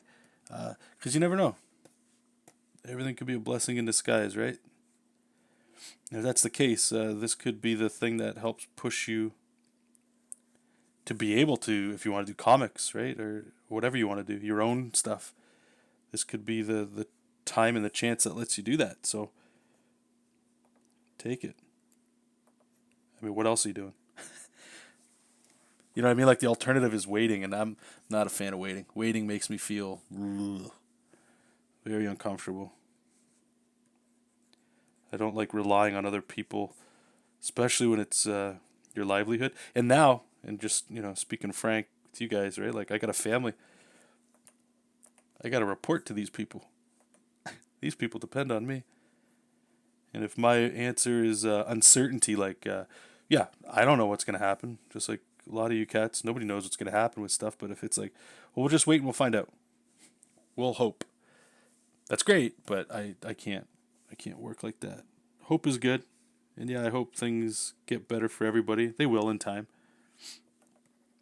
But sitting, twirling my thumbs and stuff, that's way more scary to me than trying something, if that makes sense. Euro, going back to shortcuts, you can go to File, Command Bar Settings, and add the Create New from... Oh, dude, you guys can't see it, I don't think. Let me just check.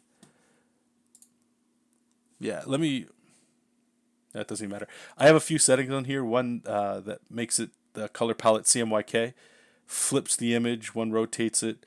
And I think we have a save and some other ones up here. But yeah, that's one of the coolest things about Clip Studio, is being able to customize your bars and stuff just for speed. It's great. Especially for, I know Will, I believe he's still using the iPad. It's great for that. The Crusader, welcome in. Good to see you again. I've been watching your content for years. Oh, thank you. I appreciate that, man. I used to be super into trying to draw in a comic style, but later gravitated more towards painterly style. Have you ever had troubles to find out what to focus? I'm just Captain Unfocused, man. It's one of the problems I'm trying to fix, honestly, especially now with what's going on. There's less and less time to focus or even think too much about failures or what should you do, and just do. I know some of you in the chat, and even people that have been here, you guys have heard me, oh, check this new thing out that I'm doing, right? And I get really pumped and I get into it, and then life gets normal, or you start just going, things are fine the way they are, or things get tough and you don't keep pushing. And it's very easy to get distracted by like new shiny things. Very easy.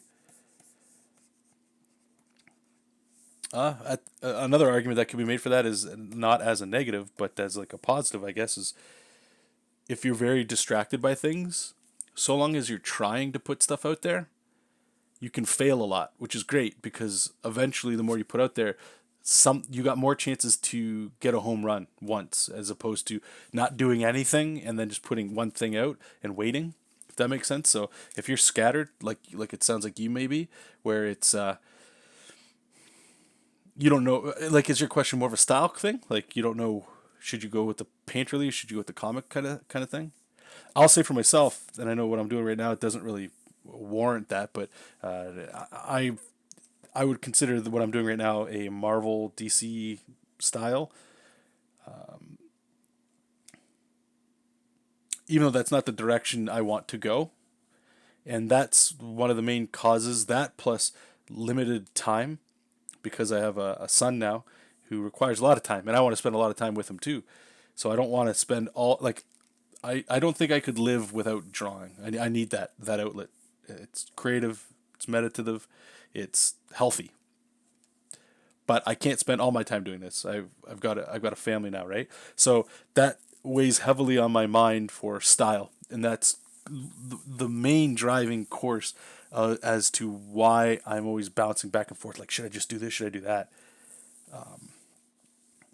But the decision will be made soon, especially once this is kind of, again, by the end of the week when I start moving more towards Godslayer, the direction we'll be going is more in terms of not what you're seeing right now, because I want speed. The goal for me is to just get as much out there as I possibly can.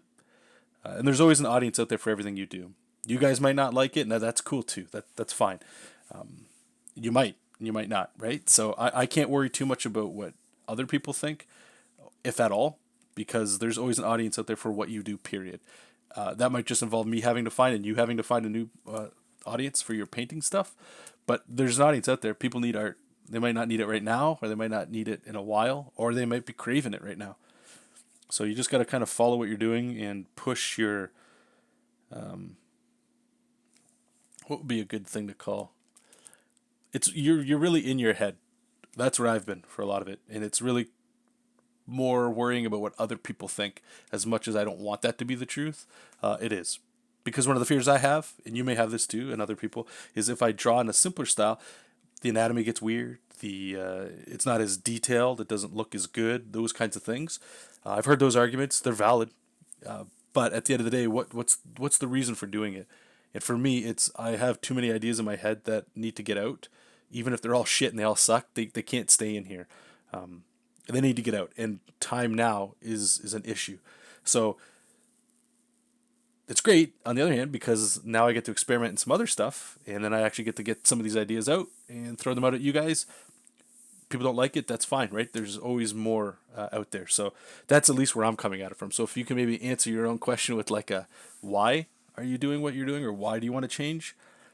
I think that's a huge thing to ask. And another thing too is a lot of the way I was drawing, even with this, when I say I was trying to work at these companies, but never really trying, except for a few times and like talking to editors and still kind of, I would argue, pretending to be interested in that.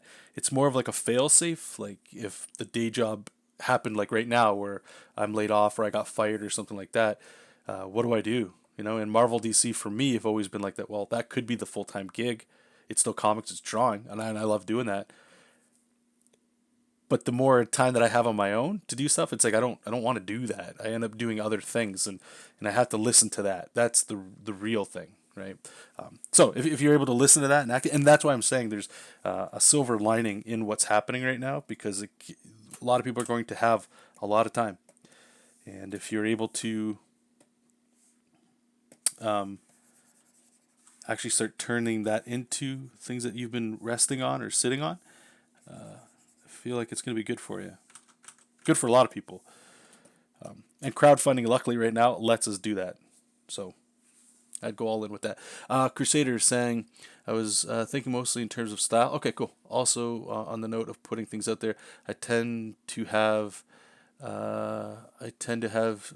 so many unfinished projects, resulting in nothing getting posted. Also, thanks to the... Oh, yeah, no, okay, cool. As long as I answered it. Yeah, make a lot. Make a lot and get out there. Huge belief of mine, at least moving forward this year especially, I'm hoping, is, let's say you put out 10 things. I know that's like a crazy amount. 10 things this year, and only one works, then it was a success, right? Putting out one thing lowers your chances of success, whatever that is for you, right? Some people, they just want to put something out, and whatever you believe in, God bless, whatever. I hope it does work for you, but I'm trying to think more in terms, for myself anyway, is just get stuff out there. And Will saying, don't do it. I know there's a delay, so don't do what there, buddy? Or were you replying to Crusader there? Okay, so what we're doing here is this super simple, I consider it super simple. It's the Ryan Otley style of rendering and shadow and all that. I just have this dry brush. It's a pen brush setting, but it's a dry brush, and I just put it on monochrome, and I pet the line to kind of get a texture, because I'm unable to get this sort of texture drawing normally, like with pressure sensitivity in Clip Studio. So that's why we're kind of doing this, and we're using the drawing on the right there as a reference. And again, I'm not worrying about like, oh, is this the right amount or the right way to do the rendering or anything like that. It's just to help differentiate some shapes, that's all. Because we still have to color this, and color always does a whole lot of work for us.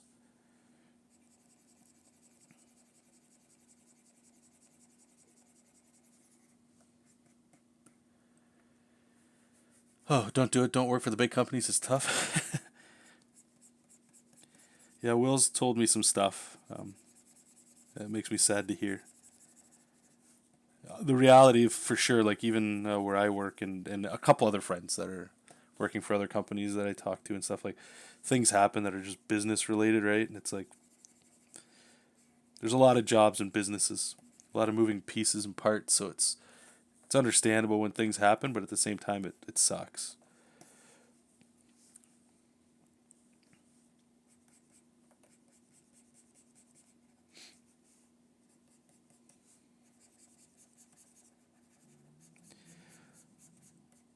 So we'll see how it goes. Worst case scenario, we get jobs at once everything gets back to normal, whatever that's going to be. If you got to work at a retail place or something like that, it's just the way it's got to be, right? The way it's got to be.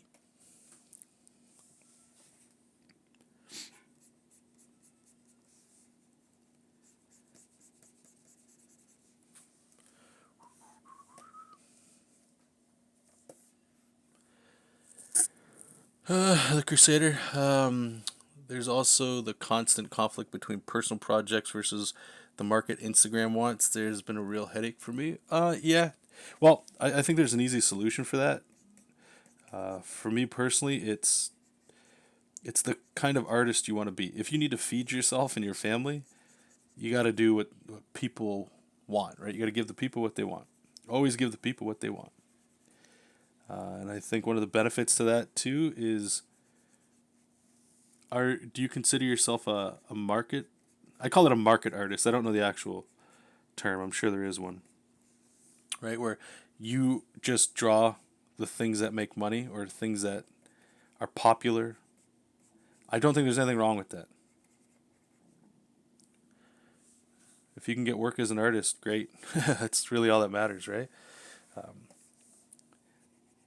But if you're an artist that likes to just do your own thing, the risk with that, right? And we all know what it is that nobody might like it, and now you're just making it for you. And how do you make a living doing that? And it's very hard, as it should be, because being able to just do what you want and make money from it, that's like what everybody's. I would argue everybody, especially a creative, that's the whole goal. Is just like if I could stay at home or make an office somewhere, right? And make my own comics all day long, my own music, my own video games, my own whatever. Who wouldn't do that? That'd be great.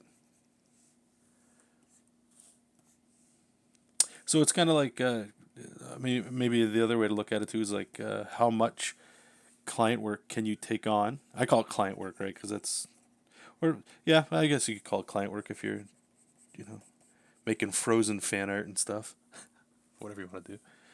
Um, how much of that do you want to add into your workflow and into your life so that you're able to still do your own stuff on the side?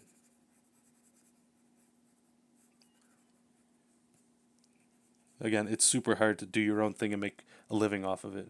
So, and I've heard some people, they don't like, they get real salty and upset that they have to work a day job somewhere, and nobody ever pays them or gives them any attention with their own stuff. But that stuff's got to be earned. That's the sad part. Right? Like, we're competing with so much. Like, if you enjoy entertainment at all, which I don't know who here doesn't, you like watching a movie or playing a game or whatever, right? Like, people had to get your attention to be interested in that thing. So you got to expect the same of yourself. You got to get in front of people. You got to make people want your stuff or find out about you. And that's the thing, right? Like, with all this social media stuff and all that, that's the game. So when you're not out there promoting your stuff or streaming or whatever, you're doing yourself a big disservice. Because you always got to be where people are, right? People are on the internet. Like, think about what you do in your spare time when you're connecting with, like, creatives, like other artists. Are you on YouTube? Are you on Twitch? Do you just tweet them? Do you actually just read their books? That's the only way you communicate with people. Like, everybody now is mobile and stuff, right? So you got to be in the same mindset. You gotta get out there. That's why I'm checking out this TikTok. I know a lot of people dig it. Just seeing what it's like. Because you never know where your next follower is going to be, right? Or that one person that might be able to go, I like what you do. Here's $50 for a drawing, right? You don't know where those people are. You got to go find them. But it's people. It's always people. Let me catch up with you guys here. Last thing we're going to do here is like a real quick rendering or whatever.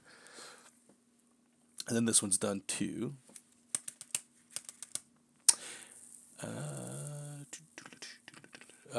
Will Robson. By the way, go check out his stuff. He's working at Marvel. What do you work? Can you say what you were working on? He just finished up Spider-Ham. Was it 6 issues? I think some of it's or the first issue. I think I read the first issue. I don't know if I read the second one on the Marvel Unlimited app. But yeah, check out Will's stuff. It's great. Can you talk about what you're working on next, or no? I'll leave it up to you. Anyway, he's saying, okay, so the big company's a little harder to work for, especially when he's on a deadline crunch, and all he wants to do is play Animal Crossing.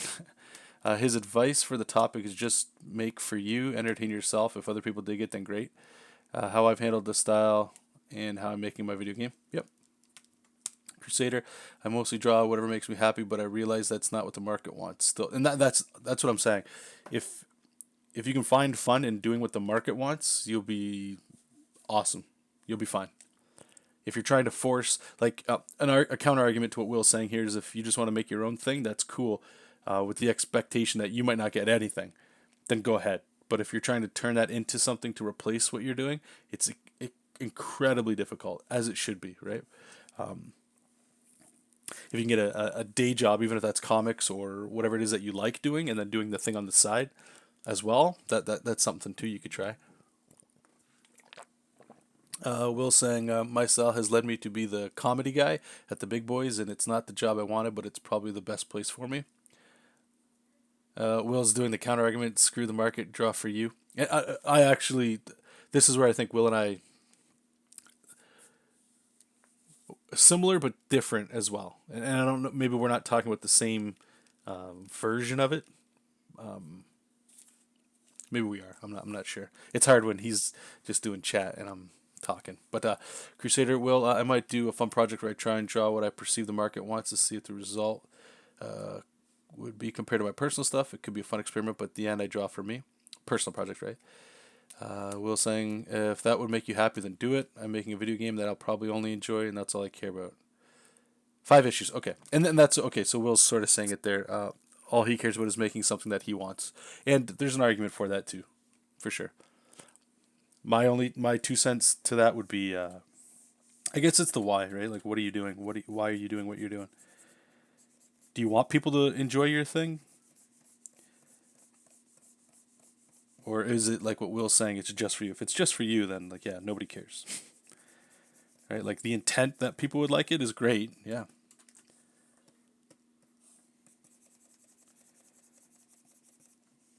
but I would argue the success rate for projects that people have done just for passion, without thinking of people first as the why you're doing it, don't really succeed. But if you care about that at all, then that's not the way to do it. But if you don't care, then yeah, obviously do your own thing.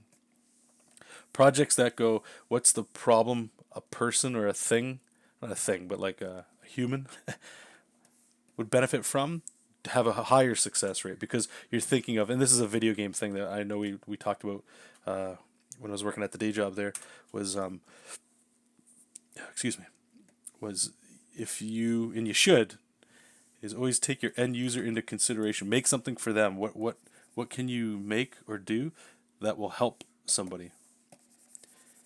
And that's great. So if you're making comics, let's say, let's just bring it back here. If you're making comics and you want to give people entertainment,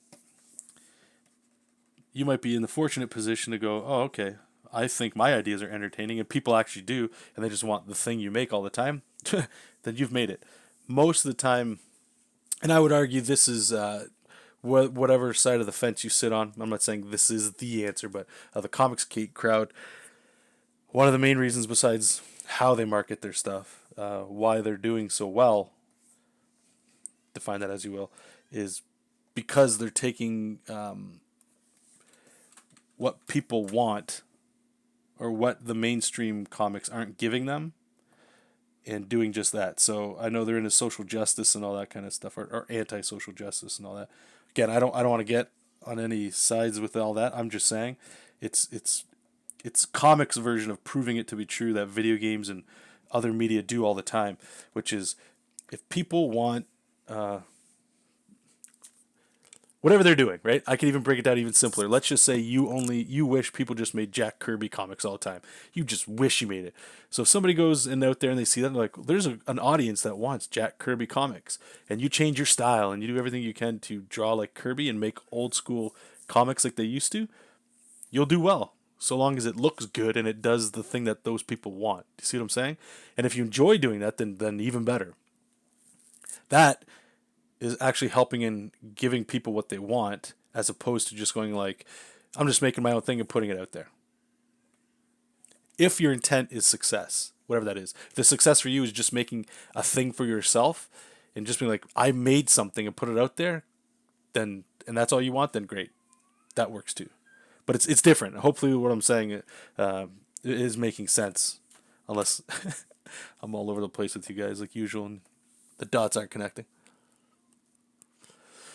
Okay, we got about a half hour, and then the stream will be done for today.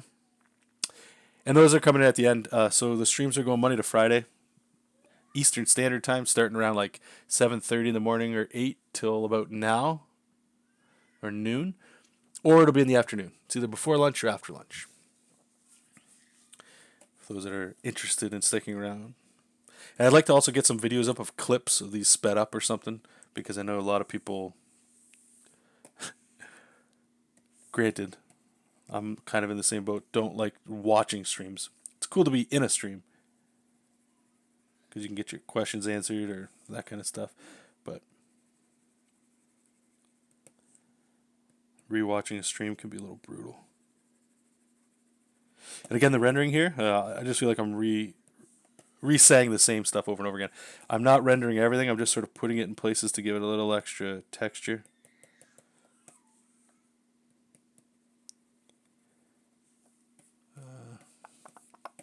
That's all we're worried about here.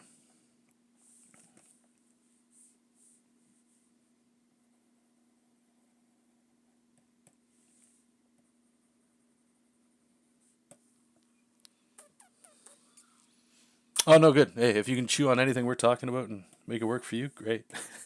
That's all that matters. All right, I think that's enough for, maybe put some dots. I just know the more dots we add, the more complicated it gets, and doesn't need to be any of that. Okay, so we got to put this on here, and then we need some lightning flash effects. Not quite sure how we're going to do that just yet. We'll figure it out. Oh, shit, I forgot about inking these guys. Yikes. Okay, let's turn these dudes. Ugh. All right, Let's lower the opacity here. Okay, we're going to mask this. Just erase a little bit. Let's give it a little bit more of a bubbly shape.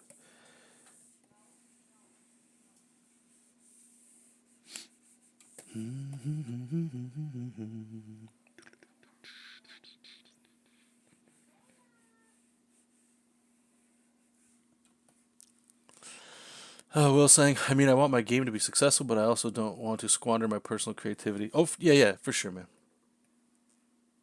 Use the lightning brush. Is there a lightning brush? Yeah.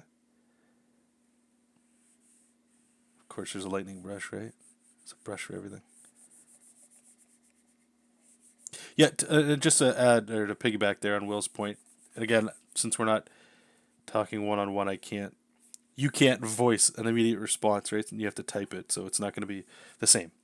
And I realize that, but the point I'm trying to make is, like in your case, if you're making a game, I hope it's successful too, and whatever we determine that to be. Let's say success is, that launching more video games or something.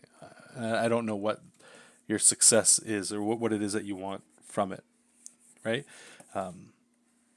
I know from working at the game studio or whatever, like we had to, or it was not required, but recommended if you checked out some news and stuff, like it only benefits you, right? Keeps you in the pulse, I guess, of what's going on with other studios and stuff. But this was something from Google, I believe it was, like a workflow thing, like when you're making product or a thing, if you're not trying to make it for people, the success rate dramatically lowers. And so I guess I'm trying to think of a way that I could. Again, that's why for me, the Comicsgate thing fits that model so well, because it's doing something that people, whoever, how many people there are, they want in a comic book. Right? That kind of thing. So for gaming, right? Like you can see it with all the AAA studios. That's why, for better or worse, studios are doing the way they're doing it, right? Like if you're when you start making a game, if you're thinking about dollars first, which most sadly companies do, especially the bigger ones, because they've got more mouths to feed, and you want to keep getting that bottom line up. And few people like to take risks. Who likes to take risks in anything, right? But the less risk you can take making a game or entertainment, if you wanted to go that far with it, the better your chances are of, if you lose, meaning it's a failed product or whatever, it doesn't sting or hurt as bad, because your company can still stay afloat and you can just rebound into the next thing. Just keep moving. The cost to that is kind of like what Will's saying, is what's it called? Where he doesn't want to squander his personal creativity, right? So that's why I'm saying the Comicsgate thing. I just keep bringing it there. There's a lot of talented people on there, and this isn't a plug for them. It's just related. They have a lot of talent there, and they're doing stuff people want, and they're telling their own version of a story or something that they see, and there's money there for them. So when you're making a game, like a good example is, let's just say, I won't talk about your game, well, unless you want to. We can go get in there, right? Or sorry, let me just see here. If you got, yeah, I'll take a lightning brush, man. That'd be sweet. Will saying, I get that, but I love stuff like the guys who made Cuphead. They just wanted to make to play the game they were making. The market didn't call for Tugboat Willie shoot 'em up, but they did it for them. No, absolutely, yeah. And I think since I've had some success in life career wise, I'm always striving to more personal happiness creatively. Yeah, and I don't fault any of that at all. And if it's working for you, God bless, right? Yeah, keep going. Don't listen to me. Do your own thing. But the Cuphead guys, as a good example, is the style that they wanted to do. Like, yeah, nobody who's talking about Tugboat Willie, nobody, right? But if you haven't, I know I've read some stuff about them. Or some of us at work were reading about it. They went around and they started seeing and talking to people, and it could have been just friends or review sites and stuff. Like, what do you like in platformers? And that's the thing. When you go in going, people like high difficulty things. Like they like the old Mega Mans. They wish things weren't as easy as they are nowadays, right? Dark Souls and stuff like that. It attracts a certain style of gamer, and they're out there. They're probably not the Call of Duty players and stuff, and the Madden players and all that, and that's fine. But when you go in there going like, I want to make an RPG, just because I have a story to tell, I don't think there's anything wrong with that. But if you want a better chance at tackling a lot of people's view and getting more people to play it, I would urge people to start talking to other humans and going like, what do you like about RPGs? What don't you like about modern RPGs? What do you wish RPGs did more of? Those kind of things. And if you can, the more of that you can add into your game, the higher the success rate will be. Seemingly, right? They might just not like that it's an RPG about aliens. I know it sounds horrible, but you know what I mean? Like maybe people want more turn-based, like old Final Fantasy VII, Final Fantasy VI. They want to return to that. Maybe they like the high action. They want more farming. They want more of that kind of stuff. And the more you can add in there, the higher your chances of getting more people interested in the product you're making, right? And that should, and I don't think it would. I don't think it would stifle your creativity. But the problem is, and I mean, I saw it where we were working too.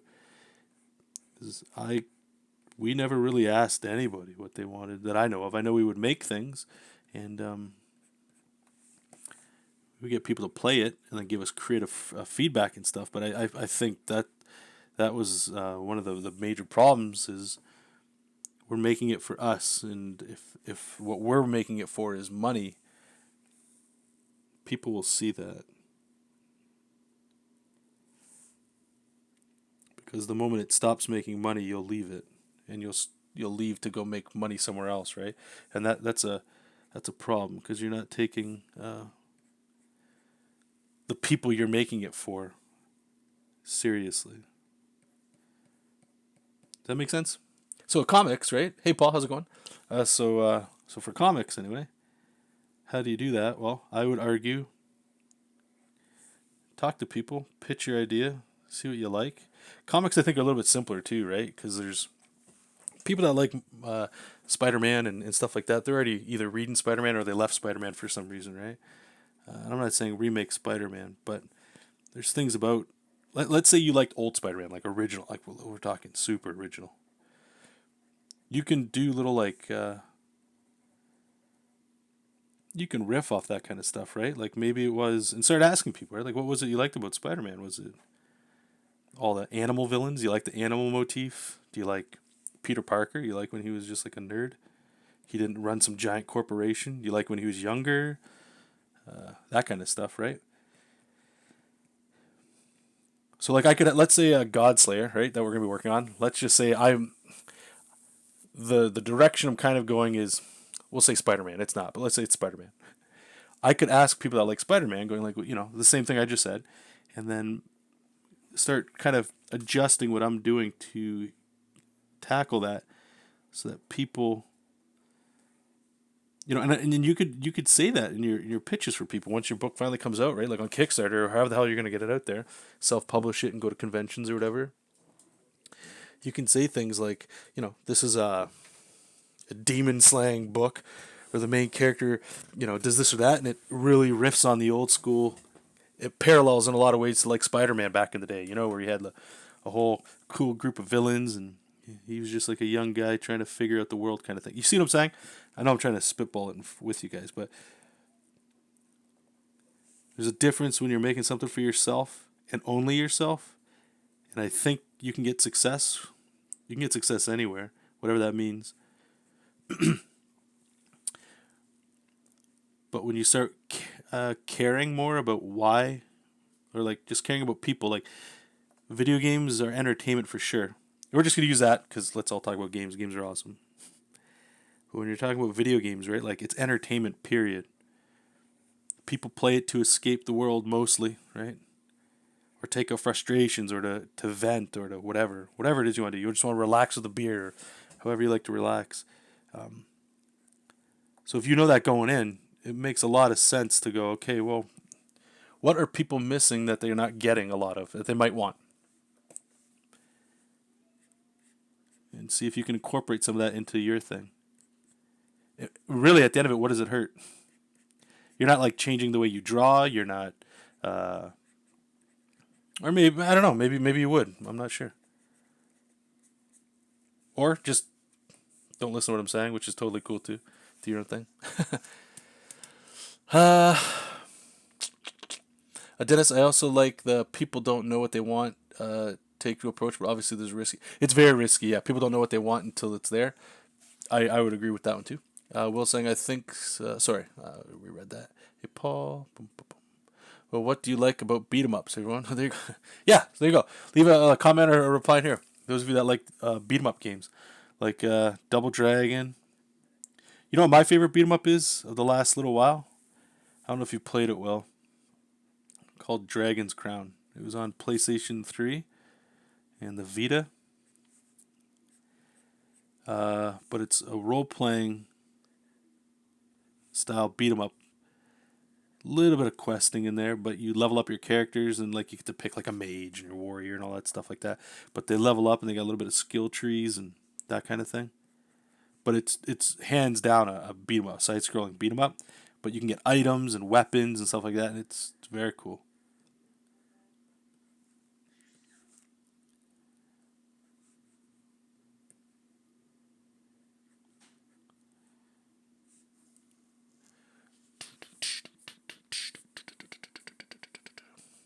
Street Fighter 2 is a fighting game. A beat 'em up that Will's talking about would be, yeah, like Double Dragon. Have you ever played that? River City Ransom. I'd go as far as that. Got some old good stuff from Nintendo. What else we got there? Dragon's Crown, like I said, that's a little bit more modern. Um, Maximum Carnage. Oh, you got the fancy PS4. All right. Maximum Carnage, that's some good stuff too. Okay, we just need lightning effects and we're done this. I mean, we're cruising today. That old Jackie Chan game, I think so. I think you might be right. All right, where's how are we gonna do this lightning? Yeesh. We'll do it under all this. Lightning, lightning, lightning, lightning. Okay, well let's try this. Streets of Rage, yeah, thank you. Yeah, what the hell am I talking about? Yeah, Turtles in Time. It's great shit. Okay, what are we gonna do with some lightning here?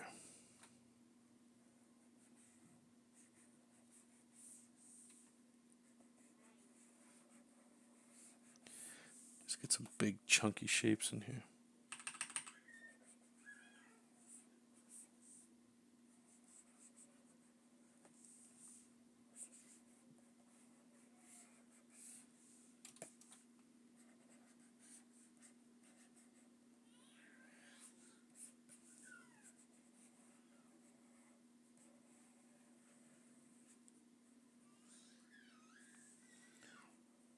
You can hear Alexander in the background just losing his mind.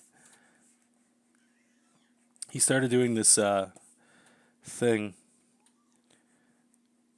where he only like sucks in air when he's excited, so it sounds like a demon literally being possessed. And then a week later, he flipped it.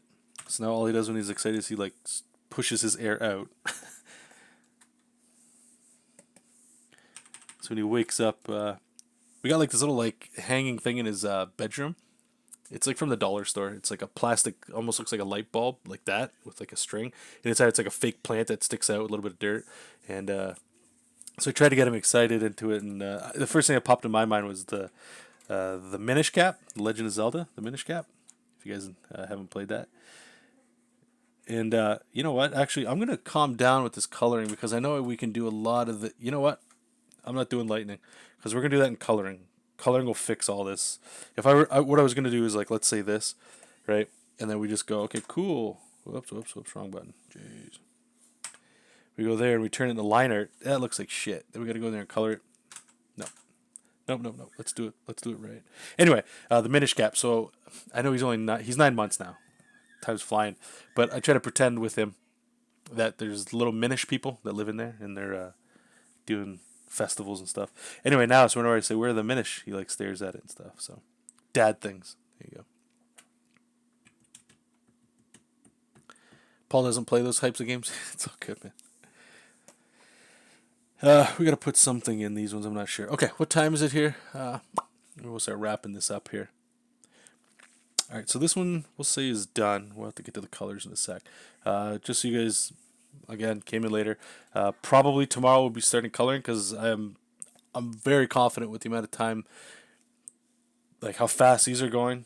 I gotta ink this guy up, and then we gotta ink up this one, and then we'll be starting the colors. Okay, so should be moving pretty quick. So tomorrow we'll have coloring going on, and then I believe there's some character design I have to hammer out for a few other people, and then we're doing Godslayer until other projects pick up. So stay tuned for that.